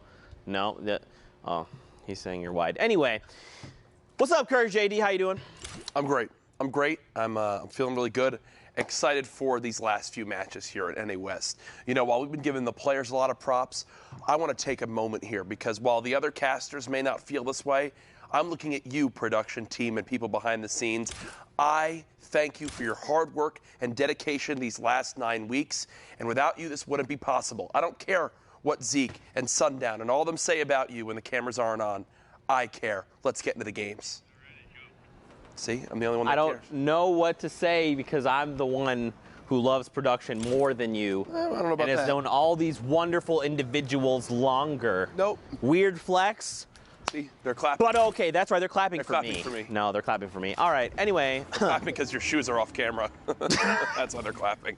I guess because, anyway. No, your shoes are fire, though. No. Oh, thanks, man. Stop. Okay. All right. Here we go, Courage. Whoa, queue's closed in 2 minutes, 25 seconds. This is it, man. The tail end of NA West coming down here to the wire. The only spots available are 2. We saw the standings not that long ago, but those still very easily could change. A lot of these players trying to eke out as many points as possible via eliminations, high placement, the likes. And right now, every single decision they make is going to dictate whether they move up or down the standings, whether they make a mistake, whether they make a fantastic rotation and pick someone else off, shutting them down and ending their run. This is it. This is everything that people have worked for. The last chance, all eyes on this region, players across the world who have not been able to qualify today, looking in and on to see who might make it in the final moments here. Stura Mura on your screen. A quick little tag with the combat shotgun there. Obviously has more in the inventory than just that. As he quickly does hit a reload. 39 players left in this lobby. With queues closing in the last couple minutes here, the next couple minutes, it's pretty crazy to think that this is the final moments of the Fortnite World Cup Online Open qualifiers for solos. As you know, duos going down in a little bit over a week and a half. We'll get back to here. That's right. Don't forget, those times have been moved. It's now June 20th and 21st. Yes. And the times have been pushed back an hour, so make sure you know when to queue. Make sure to set your times. Things are a little bit different. Logos here going to be picked up in the crossfire. It's now Sturmura making his rotation. Look at all these players, man. This is just chaos. Everyone trying to get themselves to safety. Yeah, you see Jarvis up in the elimination feed, taking down 1. Moog as well in there. Down goes Axel. Stura just staying alive. Keeping options open, looking for shots, and wow, 1 player lands nearly inside the box. Stura, you saw, immediately spun around and try to put a shot down range, but doesn't actually connect. We're now down to our top 29. Who will make it to the top 25 to earn those placement points? Stura staying active. Want to make sure you don't stay still ever. Even if you're in your own box safe, you never want to stay still. You never know when a heavy sniper could come flying on in with a shotgun combination. 1 more player. Who will be the one? And that's Perrin, who goes down in 26th to the storm. Top 25 has been reached. Everyone getting 3 placement points. Top 15 is that next threshold. Top 5 will follow, and the victory royale is worth the big old chunky 10 points. Now Stura here trying to send shots over, finds Jeremy Hacks there. Hacks back to the lobby. And now more will fall. Look at this lobby just thinning out so quickly. Jasper being eliminated there in 17th place. One more player. Whoever gets eliminated is going to miss out on those points. That's Proxy there going down. And look, this just keeps going down. Renegade 464 also being picked off. Renegade cut down there. You see RJ all the way on the low ground alongside Crispy, who's got multiple eliminations so far this game. Jack on the high ground. Great name, but one player all the way in the sky up above everybody, playing that height to their advantage. Lucid just says, all right, Sura, you've had a great run, friend, but I'm going to go ahead and have to shut you down. Look at the high ground, though. Kunichi up there with the double campfires burning. Biles here going to use that turret there to just give that floor the 1,000 HP just to secure his positioning. And again, man, we're going to see things slow down just a little bit, right, Courage? You know, people don't want to make mistakes. They're looking for top 5. That's when they feel the most confident. They can start making those plays. A huge 78 over on Jack there. Fortunately, he was taken over. Yeah, Biles with the slurp still just ticking. Getting back as much health as possible. Oh! Mid-shadow form gets ripped by that shotgun. Down goes the shields. Thankfully, another slurp in the inventory can be popped once the shadow form is ended, but either way, the damage has been done. Biles very weak at the moment, gonna have to stop and pop the slurp. You see a player with the Boombo on the other side of this wall. That's a very confident challenge, knowing the Boombo does a minimum 100 damage. Biles gets the win. Continue to build on out. Now in the top 5, the final amount of placement points have been earned, and down goes Biles there in the 5th place spot. Konichi still on the high ground. Waste Mendu, Rusian, and finally Lucid, the last players remaining. And Lucid has already shut down several players here. He's got himself in a top 5. Now, what does he do with this advantage? Kunichi again on the high ground, 32 builds. Down below, Rusian, 8 elims. Chaining 2, one of them being Lucid, 0 builds right now. It is a 1v1, a massive 124 to the dome piece of Rusian. And now look, Kunichi has the health advantage, but gets punished for not building. He's going to spray it out. Yeah, I mean, Rusian doesn't have any builds. He literally cannot do anything right now. He has to try and bring Kunichi down, but look, Kunichi just gets up on the hill and says, nice try. Nice try, Rusian. If that zone doesn't go up a mountain, different story right there. Yep. But unfortunately, you saw right there as the zone moves on up, there's no opportunity to build up and match the player's height. And Kunichi knows that, follows it up quite well in the end there. Nice victory royale as we move into our next game. Again, queues are closed, folks. No more opportunity to earn points. Now it just comes down to these last lobbies that were already started before the queue shut down. You already saw Arkham on your screen in this one. Looks like we're going to be hopping on board with Voice, who is a player 1 box over. 7 eliminations already, Courage. Yeah. 30 players remain, 29 to be exact, here in Storm Circle 5. So we're going to see these lobbies be a little less dense, right? Because these are the final few games of the queue. Remember, you have that 3-hour window or 10 games to play. You can queue up until those last few seconds. And then if you get in those games, you want to play those out, try to farm elims, placement, whatever you can, because every single point matters. Voice going on the offensive there, looking to try and establish himself a nice little home made of metal, nestle himself into safety. Look down below. You got the likes of Arkham 1X. Yep. In the lobby. And there's someone trying to bust right into the box right now. Arkham doing everything he can to just defend himself for the moment. Wow. And that double-edged sword of popping a campfire. Looks like it's time to be the one on the aggression. Tries to claim the wall, doesn't wind up working out. Immediately switches to another wall. Look at how fast the builds come through. And now we'll reset as this player has completely left that box. Arkham now pushing for every bit that he can. He knows you need every elimination possible to get those points up to qualify. Heavy Snipe comes in, can't get the wall replaced still. So whoever he's facing here doing a great job of stalling, hoping that Arkham just gives it up, and it looks like for the moment that's exactly what's going to happen. So much control coming out of Arkham. Tracking is immaculate. Look at this. He finally closes in on the Penguin. That was the same guy. Yep, that was the same guy. It was? He tracked him the entire time. No, I think he's down to the left. No, is that not him? Is that not Pinguino?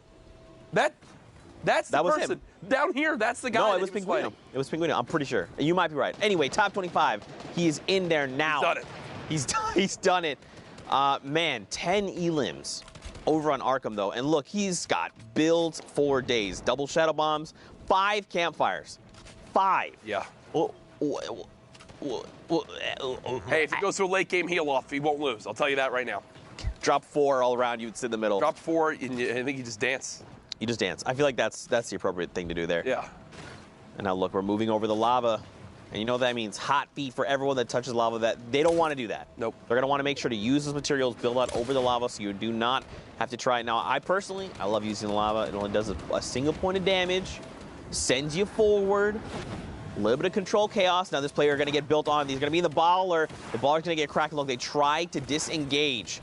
Arkham is just W-keying every opportunity that he can right now. 11 eliminations, looking to get every point possible. Picks up 2 rifts and soars to the sky. Arkham in a fantastic position to keep raking in these points this game. Look at this, every box. He is challenging every box he sees, Zeke. He wants points. He is so hungry. The fish out of water. The lava has been chumped. He is looking to find more and more eliminations. Noli here from KNG, unfortunately going to meet his end there at the hands of Arkham 1X. 12 eliminations, Courage. 12. Now he's going to use... it's unbelievable. Look at this. He's going to let someone else... This is the confidence you love to see in a player. Heavy snipe, can't get into the box, but either way, high ground taken from Arkham. And still with materials for days, 16 players left. 2 more placement points about to be earned if he can live through to the top 15. Broke 1 player's shields, who's dropping all the way down. More challenging. He's going to continue to focus the right way, not tunnel visioning on those eliminations below. That's Instead, literally what I was going to say. keeping the focus on the people up top who are the greater threat at taking his high ground. And now look at how high up he is. Look down below, though, Vinny. He's kind of, depending on where we go, if this continues to move, he's in a really tough spot. He's got to try and get himself up. Or, okay, this is actually moving, going to hug this little edge. He's just going to just roll his way down below. Look at this. There's not a lot of builds. Completely snaking this. But, yeah, 10 builds. Well, okay. All right, and 15. Enjoy. Arkham actually wound up using the final rift right there that he had, so really wanting to ensure he doesn't waste a ton of materials. Says, I'll just rift and retake high ground again, because that's the mindset that I'm on right now. Vinny pushing forward, down to 3 builds, 2 builds. That's it. Can no longer defend himself. And with only a common tactical shotgun, this looks quite grim, folks. As Vinny is just stuck here hoping one of these players walks in front of him just like this. Good 78 tag. There's the elimination onto Lair, and some materials. Another player challenges, dodges the trap. Elimination down onto Fisku. Top 7 now in this lobby. 3 back-to-back. There you go, Vinny. And look at this. Arkham, again, in that high ground position. He's trying to shut down Deuces, who's just 1 tier below. Butterdie is below him, and then everyone else is out on the lowest ground. I mean, Arkham is on a spree right now. 12 eliminations. If he hits top 5, a 17-point game minimum. He looks to pick off the player there. Could not quite. No, sorry, look, he's already in top 5. 2 more players. He's at a 19-point game right now. 19-point game right now. Can he continue this one? Vinny's all the way on the low ground. He's challenging the 1 player on height. Of course, Arkham's going to win this. Okay, got a little quiet there. Got a little intensive for a second. Slowly getting knocked down. 1 versus 1. Arkham continuing to try to keep this height. This player's about to be in the lava. Arkham, 2 builds left. It's going to come down to this. He can't pop the minis. 1 shot, 2 shot. There it is. Arkham, a 14 elimination victory royale. 24 points. Talk about clutch right there, Zeke. What a massive game, especially here. In the last few moments, you're facing off against players that have similar point values. 24 points. Arkham, you're insane. Wow. You're nuts, okay? Absolutely Straight wild. up. Into our next game. 29 players left in this lobby. Sinu on your screen. Currently boxed and set on up here. Taking down 1 tree. Want to get as much vision as possible. 2 Rift-to-Goes, 3 Shadow Bombs. All the movement you could ever want. Right now, not in the zone, but that shouldn't be too big of a deal for Sinu. It's with those items of utility. Can make it there quite easily. Starts building down. Getting ready here because the storm is going to start moving. And now he's going to try and figure out how he wants to navigate this. You said it best. He's got the 2 rifts. He's probably going to be looking to catch players as they use their utility for rotations, whether it be launch pads. A little bit of an awkward bounce there, but maybe it was his intention. He marks where he's going to go ahead and go and use that to his advantage. Boxes up. Okay, all right. This is a fine position. Someone lands in the box. 113, Jay Young. Don't challenge Sinu. Sinu wins that one. and moves one step closer to earning those top 25 placement points. Shots coming in from all the way up top. Another member of KNG, Tavern, excuse me, here. 6 eliminations on him. The loadout's looking phenomenal. Ammo for days. Mats for days. Yeah. The question is, how does he want to put this all into effect? How does he unfold his master plan to rack up more points? Because again, this could be his final game that we're tuning into, right? Because the queues are done. We're just kind of getting through some games, highlighting a few more players, and then we'll take a look at the final standings a little bit later on. Cypher going to be picked off just outside top 25. No placement points for him. You got to hope he's found at least a handful of eliminations before being sent back to lobby. Yeah, there's nothing worse than getting this far in the game and dropping right outside placement. I talked about it earlier, but it really does mess with your mindset. When you're in a moment like this, you're like, okay, here's my opportunity. Get points on the board. Be in a fantastic position to up that score and then get cut down just before placement points begin to fold on through. Really no worse feeling. Tavern floating on towards his own. Will land in the storm and take 1 tick of 10 damage. Gets worth it though. Has established a little bit of extra height over the players on the very bottom lobby and returns some shots back to the player who was shooting down his wall earlier. Oh, beautifully done. Spots one player who was just on the edge of that zone, and he'll continue to put on pressure, and I love this right now, Zeke. You can't ask for anything better. Players who are under 50 HP with the zone at their back having to run right at you. And this is just free food for Tavern. More eliminations to be racked up, points to be had. Now, if he can hit top 15, 5 points from placement total for him. You see him there on the left side of the screen, but on the right, again, just a refresher, these are the point values, 25, 15, 5, victory hour, are all the placement thresholds. And every elim is a point. Down below, Mouse 1 Toggler in very critical condition. Justin here on the right side of the screen, he's looking pretty healthy. Ethan down below as well is pretty hurt. Justin, though, 1 elim. 9 builds left. Someone hops out of a ball looking to challenge. He gets a great trade out, and he does have the half shield to top himself back off. I like that. Dude, he needs to find something. I like the no hesitation on immediately popping the half shield. You've got zone moving. You want as much health as possible at this point in the game. You don't have a lot of builds. Literally every engagement, you need any advantage possible, and right now 50 more shield could make all the difference. Justin, 3 builds remaining. Player keeping him outside the zone. Great shot onto Free G. We'll grab at least 15 builds. Oh, that's not much. A failed edit there is going to cost him 10 points of HP for the mistake there. He does have the launch pad, but I don't know how helpful it's going to be right now. Okay, all right. Well, I'm going to tell you something. It's not helpful when it's inside your own box. And now with no builds left, Justin is in a point of panic. Yeah, down it goes. A little bit frantic right there. Dropped down the wrong trap, and because of it, does go down. So 8 players left in this game as we continue to push on through towards seeing who will get the victory royale. You've got Seal Mat a level below Tavern. Tavern now beginning to put pressure on. And we'll drop the player down lower. Smart play, keeps high ground, much more safe. Less of an opportunity of someone challenging. He sees the white damage numbers on the player over one in that 1x1. More damage numbers. Those are blue, so remember those are shield damage numbers. Gonna start to drop back down. This is good. Rejoin everyone else down below playing Fortnite.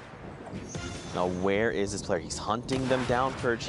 He's still hungry. Yeah. He's on the 8 elims. You got to think he's trying to break that double digits. I'm wondering if he's worried about this. This build above. Someone did just land on height. That's what I was questioning for a second. Does get challenged, but it's Sinu, and Tavern gets the better of him right there. I thought that was going to spell disaster for Tavern, but it does not. And now we're down to our top 3. Hellboy, Seal Mat, and Tavern fighting for the top spot. And someone like Seal Mat's been in these positions, right? He's made it into your top 3 several times. He knows how to battle this out. Immediately, look at that. Shuts down Hellboy in the 1v1. Now, Tavern standing between him and the 3 extra points from the victory royale. Tavern in the right side, top right. Seal Mat in the bottom right there. Now, if Tavern picks this up, this is a 20-point game for him. If Matt picks it up, it's a 16-point game. And it's Seal Mat who's going to take the game away. Again, Seal Mat's been in these positions before. He knows exactly how to capitalize and how to shut other players down. And with how quick that player left, I assume they're trying to rush back into hop back into queue before that. Because remember, we are looking back about 10, 15 minutes ago to where these last games were starting. Probably trying to frantically hop on in. 37 players left in this one. Again, we will have your final placings and the standings here after these last couple games. We'll show you every single person who qualified across the world for the solos competition. Now that we'll know every single one of the 100 players. It's incredible to think about, Zeke. We've made it here. Lupo put it best. The last 2.5 months have led to this point. That's right, man. 2 spots in NA West, and man, just to think about it, you know, so many players have worked so hard. They've continued to grow over the course of the current 9 weeks. When we do hit that final week of duos, it will be 10 weeks. Just to see everyone grow, improve, level up, it's been a journey, you know. And I think at the end of the day, that's something to look back on and say, you know what, I'm nasty now. I'm nasty now. My gameplay is soggy. It is soggy. People have very soggy gameplay out there. I've heard about that. Yeah. I've heard many people say that. No Dr. Lupo, I've heard people say that. You're just old right now. That's all it is. 35 players in the current lobby. 10 more need to fall before top 25. Flock's inventory. Oh, it seems like this player in the wood box here has been the one deemed from everyone. You must drop now, as all turn their attention towards Frost. As unfortunately, there's no way you're stopping that much spam, my friend. 32 left right now. 2 shadow bombs available. As now, players continuing to prepare for these storms to begin to move. Here we go. Hopping down below, you see WBG Viz here. I'm curious to see what the loadout. You can see he's got the heavy sniper. Look at this. Golds for days. He's played solid gold mode. I think that's what's happening right here. He's got himself the bandages if things get a little bit dicey, and of course the minis are going to help as well. Nothing in the ways of mobility, at least it doesn't appear that way, unless he does have launch pads and that visual bug is just hiding them from us. Makes things more intense. 31 players left. Hops in! S2's Mo just gets demolished. Clean shot with the combat shotty right there.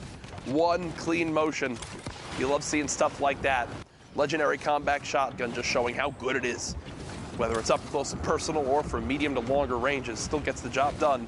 Rifts going off, launch pads being placed, shadow bombs being popped.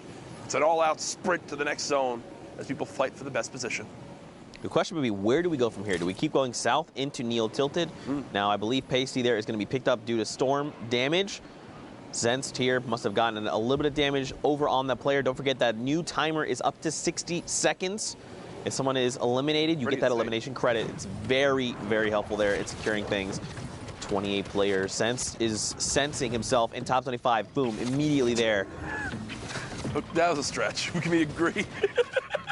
All right. I'll give it. Sense is sensing himself for the top 25. I didn't expect it to just pop there. It's like 3 people were just instantly eliminated, so I just kind of jumped the gun. I should have made the joke a little earlier there. Macy here going to be picked up. Rusian going to be picked up. And look at this. Sense up on the high ground. Well, you know, this is his high ground now. Yeah, I guess that's how that works. Playing from height, drum gun, 600 shots. Wow. On the high ground. You know, the shotgun ammo, it's a little sparse right now. 25, it's enough to get the job done, but he can't spend too many, you know, if players are rifting up this guy, he can't send extra out. On height at this point is actually where you'd go through the majority of your shotgun ammo, so I completely agree. You might be thinking, well, there's only like 15 people left. How much ammo could you really need? Well, when you have height in the late game, but everyone's flying around and you're putting shots down range, you're using at least 3. The new custom is using shotgun ammo. But as I say that, he puts the drum gun to use, so Zen's keeping watch of that ammo himself, making the best plays possible with the different weapons in his arsenal. He does have the 600 rounds. You mentioned it earlier, a 50 drum mag over on the drum gun. He's going to start putting it to work here, just trying to harass Flick, making him, you know, trying to dictate what Flick is doing, how he's moving, and when. Observers, you guys are just showing off here in the final few moments of this game. 10 players left. Viz finds Flick, though, with a Flick shot. I don't know what's going on with me right now. 7 eliminations over on Viz. Respect it. You know, I just feel like my box. Double 80s. Navi BB. I'm sorry. It's going to be back to lobby for you, BB. Maxed out brick from that, too. So back up to over 50 builds. One player just in front. Again, you can tell Viz has the same mindset as what we saw earlier from Arkham. I have to challenge every player if I want to qualify. At this point, I need the best. I need every elim here, plus a victory royale if I want to have any chance. And you know these players are actively looking at the leaderboard. They're actively pulling up and saying, where am I? Who is ahead of me? How many points do I need to close that distance? Or how many do I need to jump up? Am I in contention? Are we at tiebreakers? What is the difference right now? He's going to drop down immediately. Finds an elimination. Lopez 8, or Lopeza, YouTube. Up the mountain. All right, Zen still up on the high ground. Viz there closing the gap. Crayon there as well. Proverbs, he's got himself the ball, gets cracked, and look at this HP. He isn't critical. He's going to fall there. 3 players left, Courage. Yeah, Viz on the bottom right of your screen. Zen still playing from the high ground. Crayon with shots coming in. All challenges come on to Viz, and Zen just says, hey, you guys fight. I'll come clean up whoever's left. And that's exactly what happens. Ending the game with a max 200 HP. Brilliant lead on right there from Zenz. Keeping the height and dropping in when the time comes. Doesn't get much better than that as we prepare for our next game. Zeke, I think we're coming down towards the end here. Are you going to shed a tear? Probably, man. Probably. It's so strange to think about. I remember at the beginning of all this, I was like, man, 10 weeks, you know, that's a long time. I did it before in Summer Skirmish, and it was long, and you know, I blinked, and then suddenly here we are, week 9. It's almost all said and done. Of course, we still have the finals that I'm, of course, looking forward to. I don't think I've ever been more excited for an event than the World Cup Finals. Man. It is going to be absolutely insane. I don't think the Fortnite fam is ready for how crazy the finals are going to be. Yeah. It should be nuts. I know, I'm sure Epic's going to pull out all the stops for it. Make sure it's quite the spectacle because, man, $30 million in prize money or whatever it is, plus the beautiful venue we're going to be in, New York City, the height of the summer. I mean, are you kidding me? I look forward to it. Think about it often. And, of course, you know, it's going to be super fun casting those games. But for now, we got to live in the moment, Courage. We got to see what's going on with these players. Blixifire, he's on the 3 limbs. There's still 40 other players he could potentially, you know, devour for more points. One here. Nishi is just going to get picked off immediately. Look at this. Baller just going to go over, pick up all the loot. Nom. You know, I was going to say, if I'm someone else watching this, you got to crack the Baller immediately. Don't let him get away with this for free. At least break the Baller, force him to use those materials he just picked up, and that is exactly what happens. The Baller health updates have been great. They've made them much more reasonable and competitive, and you see right there, a moment one player can peek on out and just immediately cut down that Baller, and now one less is available. Look at the full lobby. Nolan, 42 points. And knowing where some of the other players are stacking up point-wise, Nolan's probably a little bit far off from qualifying. Would need maybe the best game ever from here on out. I mean, he would need to start a spree immediately. Looking at the loadout, it's a little sparse. I mean, dualies are great, but you just got to make sure you're up close, you're landing those headshots, and you can just shred someone's HP. Yep. Someone goes for the challenge of 127 with the tack. The dualies are coming out. He wants to challenge, going to go try and punch through this metal. He needs to try and do it fast. Do not let the HP bar tick up. He gets the wall replaced. The player defensively comes out with the wall ramp. Look at this. They're hugging, and another ramp comes out. The trap against the wall. Okay. Dodges. It's okay. Dodges. Fine. Dodges. These are the best players in the world. Zeke, they know how to dodge those traps. 29 players left. You ever feel like it's like, you know, when you go to like a movie and you put on the 3D glasses and it's like it's in your face? That's what happens every time a trap comes out. I think it's like right there. It's going to be me that's eliminated. Yeah. I get like flashbacks of all the times I've been eliminated via traps.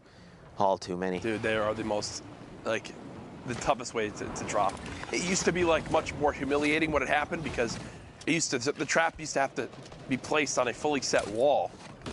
And it would take the time to obviously go with that. But now, with how fast the traps can go down for 150 damage, they're one of the best defensive tools when someone's aggressively pushing into your box. And that's a beautiful rocket right there. Wow. The massive, that was huge. Blixifire shut down. And if that was his last game, that's it. He cannot rack up any more points. Nope. Great angle there. Caminus there on just below the tarp. Zed there. Oh my gosh, look at the HP. Just gone. That's it. Vinny Recon there.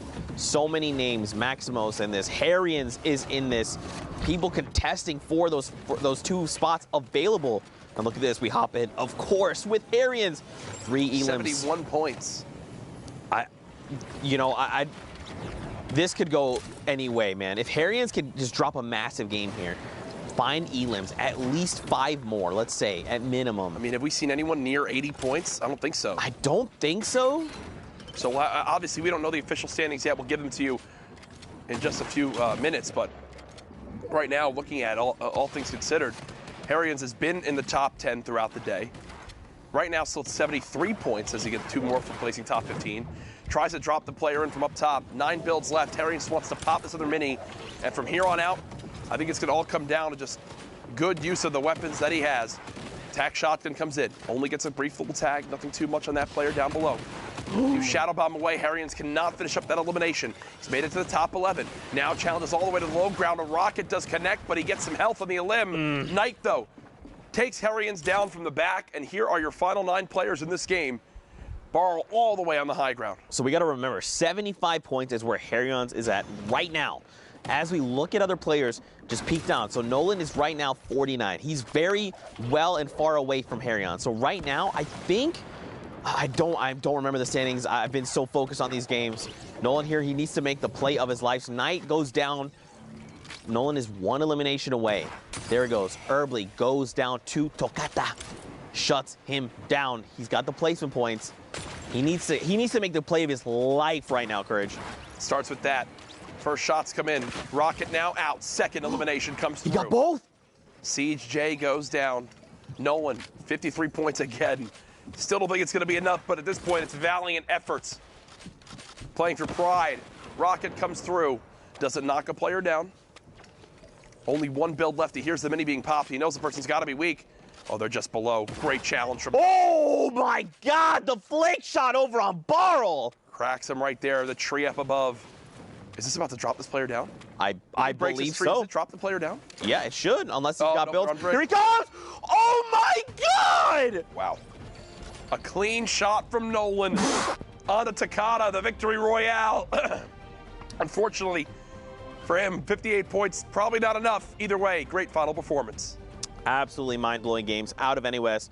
But for now, guys, we're going to send it back into the studio. Let's go meet up with Dr. Lupo and see what's up. NA West, absolutely ridiculous. Nolan literally owning the entire endgame there, putting on an excellent show. The choice to rocket at just the right time, drop players in from above. Wild combat shotgun shots. You love to see it. And that actually is the final game for NA West that we're going to show you, which means it's time to take a look at the standings in 10 minutes. Don't go anywhere. We're going to throw to a break. Sorry to debate you a little bit, but I had to do it. We'll be here when you come back. See you in 10.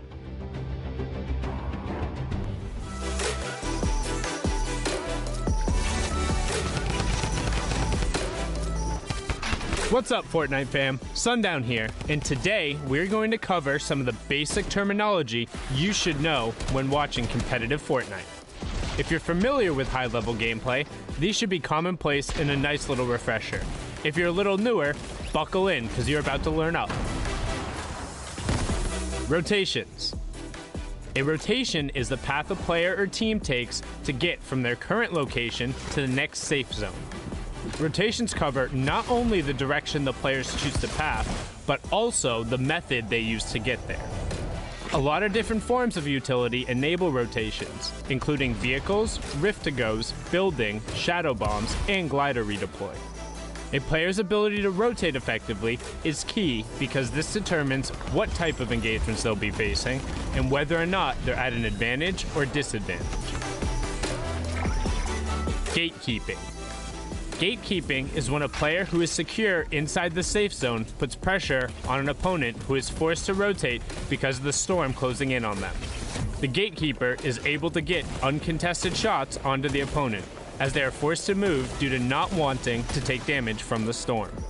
You will see a lot of top players utilize this in order to create opportunities to get eliminations and points. High ground advantage. High ground advantage is when you have a height advantage over your opponent and are looking down on them. Having the high ground enables you to have more access to information and easier ability to take and hit shots. You will frequently see players battling for high ground in all stages of the game, but in particular during the late game. The ultimate high ground is generally the player or team who controls the highest level during the final circles, and they have a number of advantages. They are typically the least threatened, can decide when to drop down and start taking fights, and also have great angles to punish opponents with AoE weapons or rifle fire. Low Ground Warrior. The next term is the opposite of the high ground. The low ground warrior is the player looking to sweep along the ground floor, taking close quarter combat fights and forcing opponents to make the first move. This can also be efficient because it often doesn't require as many materials or as much of a risk to gain control of, but can also lead to being in a lot more chaotic of an environment. Backside of the Storm. Speaking of chaotic environments, our next term is possibly the most perfect embodiment of this. The backside of the Storm is when the safe zone is closing in towards a new one and the players are clustered in towards one edge.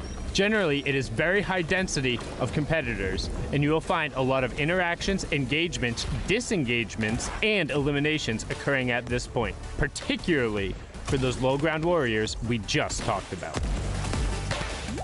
1x1s. 1x1s are the most basic proponent of building in competitive Fortnite. This is when a player boxes themselves in using their own builds, making them safe from outside fire. This technique can be expanded on to allow for players to take control of a space around them, but it all starts with the 4 walls around you, then a floor plus ceiling that each have a pyramid on them. Tunneling. Tunneling is the first basic expansion of the 1x1s. Tunneling is when players create a tunnel out of their own builds in order to rotate safely. This is typically done by putting out floors and ceilings in either a straight or diagonal path, then covering your sides with walls as you advance. This allows players without utility to rotate for maximum safety. 90s. 90s are when players utilize vertical 90-degree rotational building in order to build upwards as fast as possible, while also remaining covered. This enables players to try and gain high ground advantage or outplay their opponent to get a quick, different angle. You'll frequently see them used in mid-game build fights or in endgame scenarios where players have to build up very quickly. This has been a quick rundown of the common competitive terms that are frequently used on broadcast. If there are any other terms you're unfamiliar with, let us know using the hashtag Fortnite World Cup and asking for an explanation. We hope this helps you level up, and we'll see you all on the battle bus.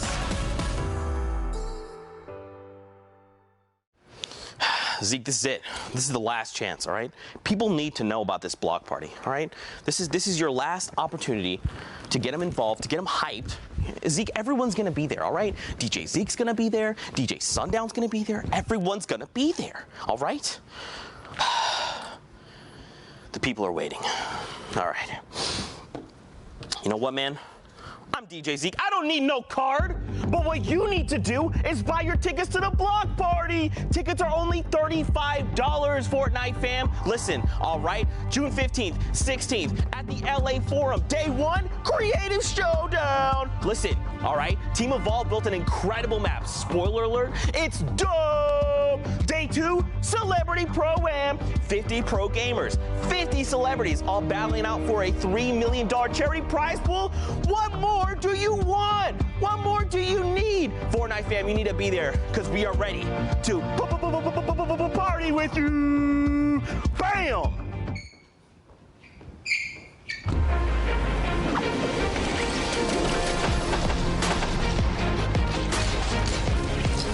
When it actually qualified, it's actually such a relief, such a big achievement, and something I've been working for almost a year now. It feels really good. I think it's one of my biggest accomplishments. It's just a massive, massive pool of people. You need to be so incredibly proud of your son being one of the best, one of the best solo Fortnite players in the world. It's still hitting me like slowly. I was literally just laughing. Like, I was laughing so much. Wow, I won $50,000 guaranteed, and I'm going to New York. Yeah, gonna get 50,000. Oh, there you go. As a kid, this is basically all you dream of. The hype's really real. It's a game I can compete in, and I think that's why I have so much fun in it. Oh my God! Oh my goodness! What a play! I I'm incredibly grateful for Fortnite for like giving me the opportunity to just pursue gaming and how many friends I've made through this game. Thank you for everyone who believed in me, because I honestly didn't really believe in myself. It's going to be so fun. I love it. It's awesome. Thanks, Fortnite.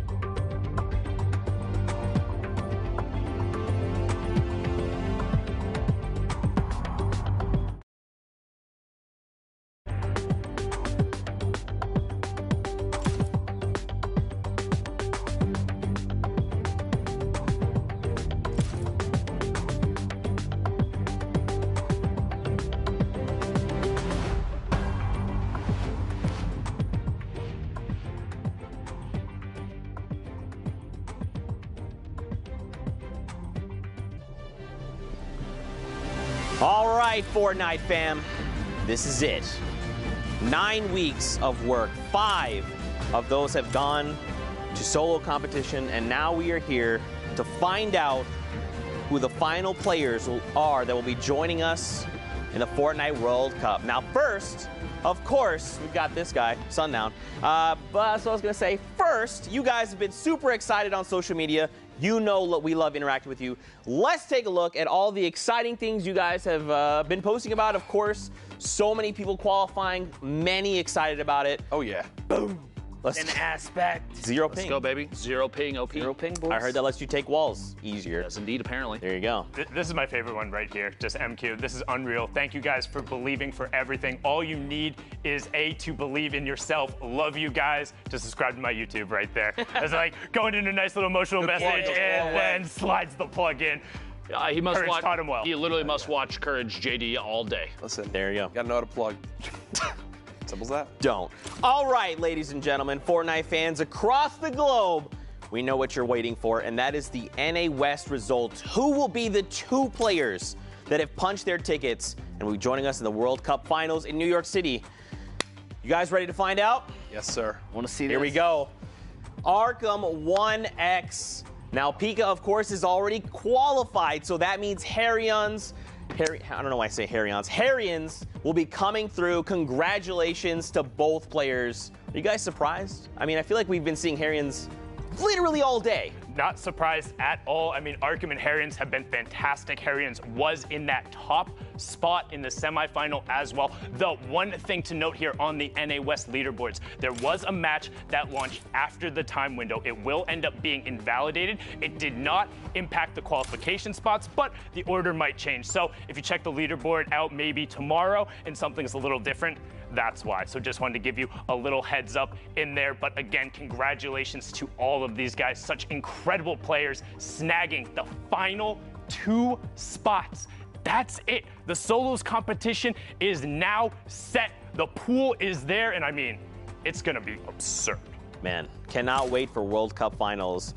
Now, of course, guys, just to give you a refresher as to how the entire day went, let's take a look back. We'll start with Oceania, remind you guys who was qualified. That is Rona Season or Sazman. You know, it's fantastic to see this player come through. So much work, so much has gone into his trip. And now, Courage, he's made it through. He's got himself a ticket. What a relief it must be. Obviously, it's a whole different story when you're in one of those regions where there's one spot. It's something to think about where it's like winning the lottery. You have to have everything go right, then to not only fight for it, but it's across a window. It's not a sprint, it's a marathon that you need to play through the entire day and do well. Sazman, congratulations. It was great talking with him earlier. You could just tell how excited he is. Got anything? Oh, I thought you were going to say something. All right, moving on along. Asia. Let's take a look and refresh your memory as to who will coming through. That is Moffin XD. Again, similar story in Oceania. Actually, 1 point making the difference there. So Sexy Boy being edged out at the very end by a single point or an elimination.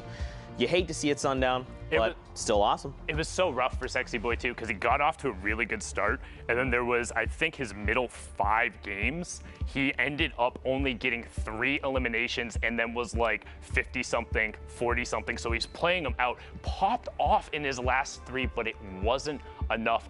Best of luck to him in Week 10 in the duos competition because he's played so absurdly well. But even bigger congratulations to Riddles Moffin taking that single qualification spot, the last one coming out of Asia for solos. Now moving on along, we've got Europe. So let's take a look at this and give you guys a fresh reminder. This is, I believe, the first time, Lupo, we've seen the top 8 just being a top 8. Not like several people that have qualified and shifting everything down. A brand new array of players making their way in. But that being said, they're not names necessarily that we haven't seen before. We have multiple players from Lestream qualifying. Finally, one of Courage JD's go-tos every single time. Mongrel right there, smack dab in the middle at 5th. It doesn't surprise me to see who we see on the board.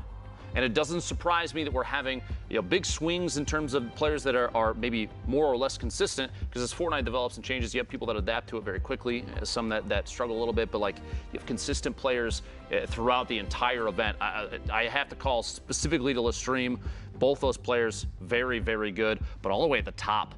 Andretta, we talked about it earlier, 200s, a 600, and then out of nowhere just smashes his way all the way to the top, first place. Love to see that. He'll do indeed. Now, of course, guys, we're going to move on. Brazil. Monster, you and I got to hang out for that region. Clip Node. I mean, we just saw clip after clip of Clip Node there. And for him to shut out people, I know, like Red Techno Viking, people like Red Snow, the 9Z duo, members of W7M. Yeah, it was for Clip Node, this is huge. And I mean, and it's just so painful to see people like Techno Viking just not be able to squeeze through. Even Oli King, who had a great performance yesterday. And then today, just like coming in 6th is also a great performance back to back. So guys, you have to give respect to anyone who's been hitting these top 10 boards. This is not the end of the road for these guys. Also, for Techno Viking, it breaks my heart to say it, but he posted a tweet afterward. There were 3 weeks where Brazil had 1 spot, and there were 2 weeks where Brazil had 2 spots. In the 3 weeks where Brazil only had a single spot, Red Techno Viking was 2nd place every single time. That is the definition of heartbreak right there, to be so close and then so far away. A brilliant effort from him, but again, it's the consistent players we see. And I call Clipnote out, I think it was week 3 or 4. I'm like, hey, he's on here every single time, puts it all together week 9. Well, there you go. Now, of course, guys, we also did have NA East over on deck. We got to see them a little earlier on. Courage, this is the list. Yeah. These more familiar names and even some new ones. Yeah, we saw it went down to the wire already at the top, the 3 players who had already qualified, but Legendian, Relief, I know, to have made it on through. Aspect we spoke to, it shows the dedication. These guys said, hey, We haven't made it here yet. Let's give ourselves the best chance possible. They literally move to a new place just to be together, to be able to get the best practice and the best, performance opportunity to perform well. And Aspect does it. A worthy investment, has now made it on through. Creo sneaks in just at the end, if you remember, came down to the wire. But a very worthy 6 qualifying players here from NA East. Excited to see them. And you know what? I'll never forget Aspect's opening, because it was the legit start of everything. He popped off like a 20 bomb, which we thought was never possible in the pre-qualifier.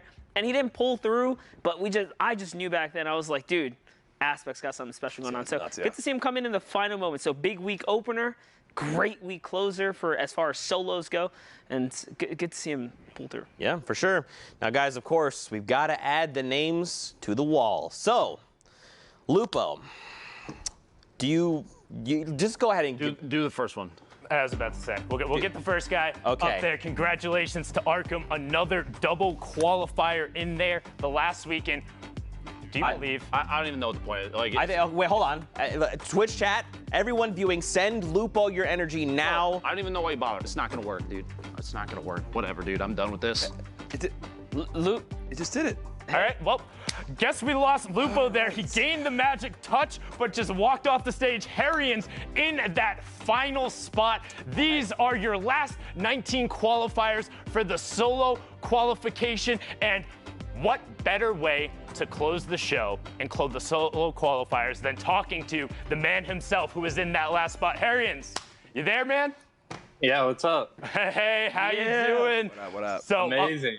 I'll ask you the stereotypical first question. You got out of the game, you checked the leaderboard, all was said and done. What was the first thing you did? I joined my friend group's Discord, and I was just kind of freaking out a little bit. I don't know what to say. Well, I mean, freaking out is definitely the appropriate response. So after big semifinals yesterday, I saw you kind of VOD review, go through your stuff. Did you kind of feel it today? Did you know you were going through? Because we've seen you in the competitive scene all the time, but kind of in the World Cup qualifiers, you've been just outside the top and pressing towards it. What was the difference today? Today, I would just say I played really consistent. I got into my late games. I was able to get early rotations and get picks on backside of zone, and eventually just played that consistently all the way through. You were consistent indeed. The point total saw it. And I mean, your gameplay really speaks to just the decision-making process. So what's kind of going through your mind when you're in those tense situations? Were you thinking about the qualification spot, or is it just all about know your practice, do your drills, get yourself to the right spot? I mean, I knew what I had to do. I had like 4 shadow bombs in my last game, so I knew I could at least make it through 2 moving zones, maybe even 3 if I used them right. And I knew that I went into that game with like 66 points. I knew if I picked up like around another 10, 8, 10, somewhere in there, I would definitely have a good shot. I got a question for you now, Harrians. I mean, it felt like every time we tune into you, man, you're just slaying left and right. It was like you were a walking montage. What has practice been like for you? Because today was your day. You put everything together, and it was unbelievable. Well, these last, the first few weeks, I noticed that the one thing that I was doing well was I was placing well. I was always like top 10 every game. I was getting placement points, and I was like 75% placement points, and I knew I need to start getting kills. So these last few weeks, I've been really just working on box fighting and taking early and mid game fights to get those better or easier kills early game, and then that'll take me into late game with even more loot. Yeah, awesome. Well, Harrians, massive congrats. Thank you for taking time to talk with us. We want to give you the floor now just to plug your social, send thanks to whoever. Floor is yours, my friend. Twitch.tv/Harrions. That's all. There you go. Wait, is it Harrians or Harrions? Harrions. Oh, I was unintentionally right. Thank you so much. We'll see you in New York City, where we will get a slice of pizza. Awesome. All right, Harrians. Thank you so much.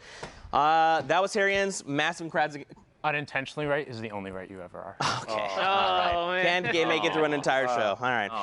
Well, Fortnite fam, again, that is it. We know the 100 players that are going through to the finals, and I think the only fitting way, of course, is to run through all of them together. Have to do it. We have to do it. So I think we should go ahead and do that. You guys can kind of literally told us we have to do it. Yeah. Well, there you go. Yeah. You ruined the magic. Here you go. Here it is. Taking a look at this. I mean, and Sundown, we'll start with you. And we'll kind of go around.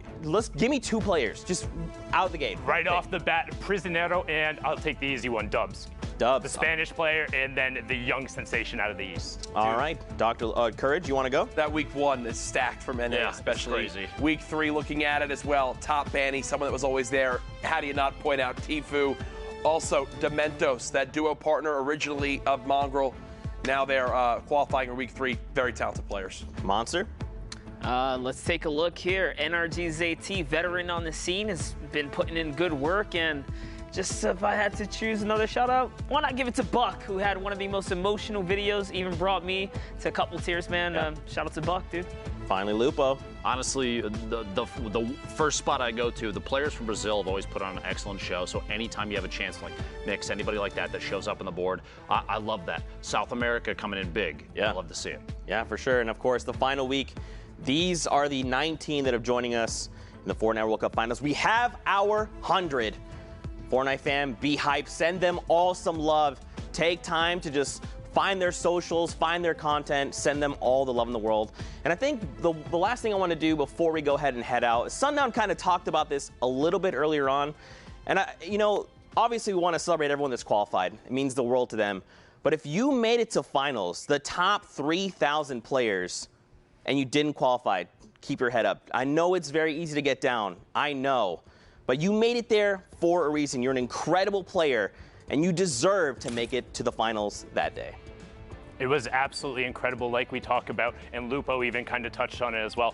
It has been a grind. There's one more week left. This was your last shot for the solos, but put all of your focus into that duo competition. Keep your head up, keep the momentum rolling, because you need the confidence, you need the strong mental game, and don't give up. If you want to keep playing, there's always something to play for, whether it's out there in the community, people starting to run their own events, or whatever happens in the future. You can do it if you set your mind to it and if you genuinely want to. That's right. Even though you did not qualify, your journey does not end. Your Fortnite journey begins right now. Now, Fortnite fan, before we say goodbye, don't forget Week 10 has been moved. It is on the 20th and the 21st, and we're back an hour, so make sure to set your calendar and your times, because that is the finals for the duo competition. Gentlemen, thank you guys so much for being here with us, casting games. Fortnite fam, thank you guys for being here with us and enjoying all the Fortnite action, but that's it from us. So, of course, don't forget to thank your bus driver, and we'll see you guys on the battle bus. We are getting ready, guys. The final opportunity for a lot of these players to qualify. Use the RPG to drop down Clarity. Clarity has zone position, gets the first shot, and Casker finds it! Knocks the one player down to the box. Shotgun comes through. Dropping down inside, shots back behind. The quick okay. and the flip. Let's go, Are Marvin. you kidding me? Arkham here, the lowest HP, the rocket gonna come in and protect himself. He's in the zone, he's oh my God! He got it!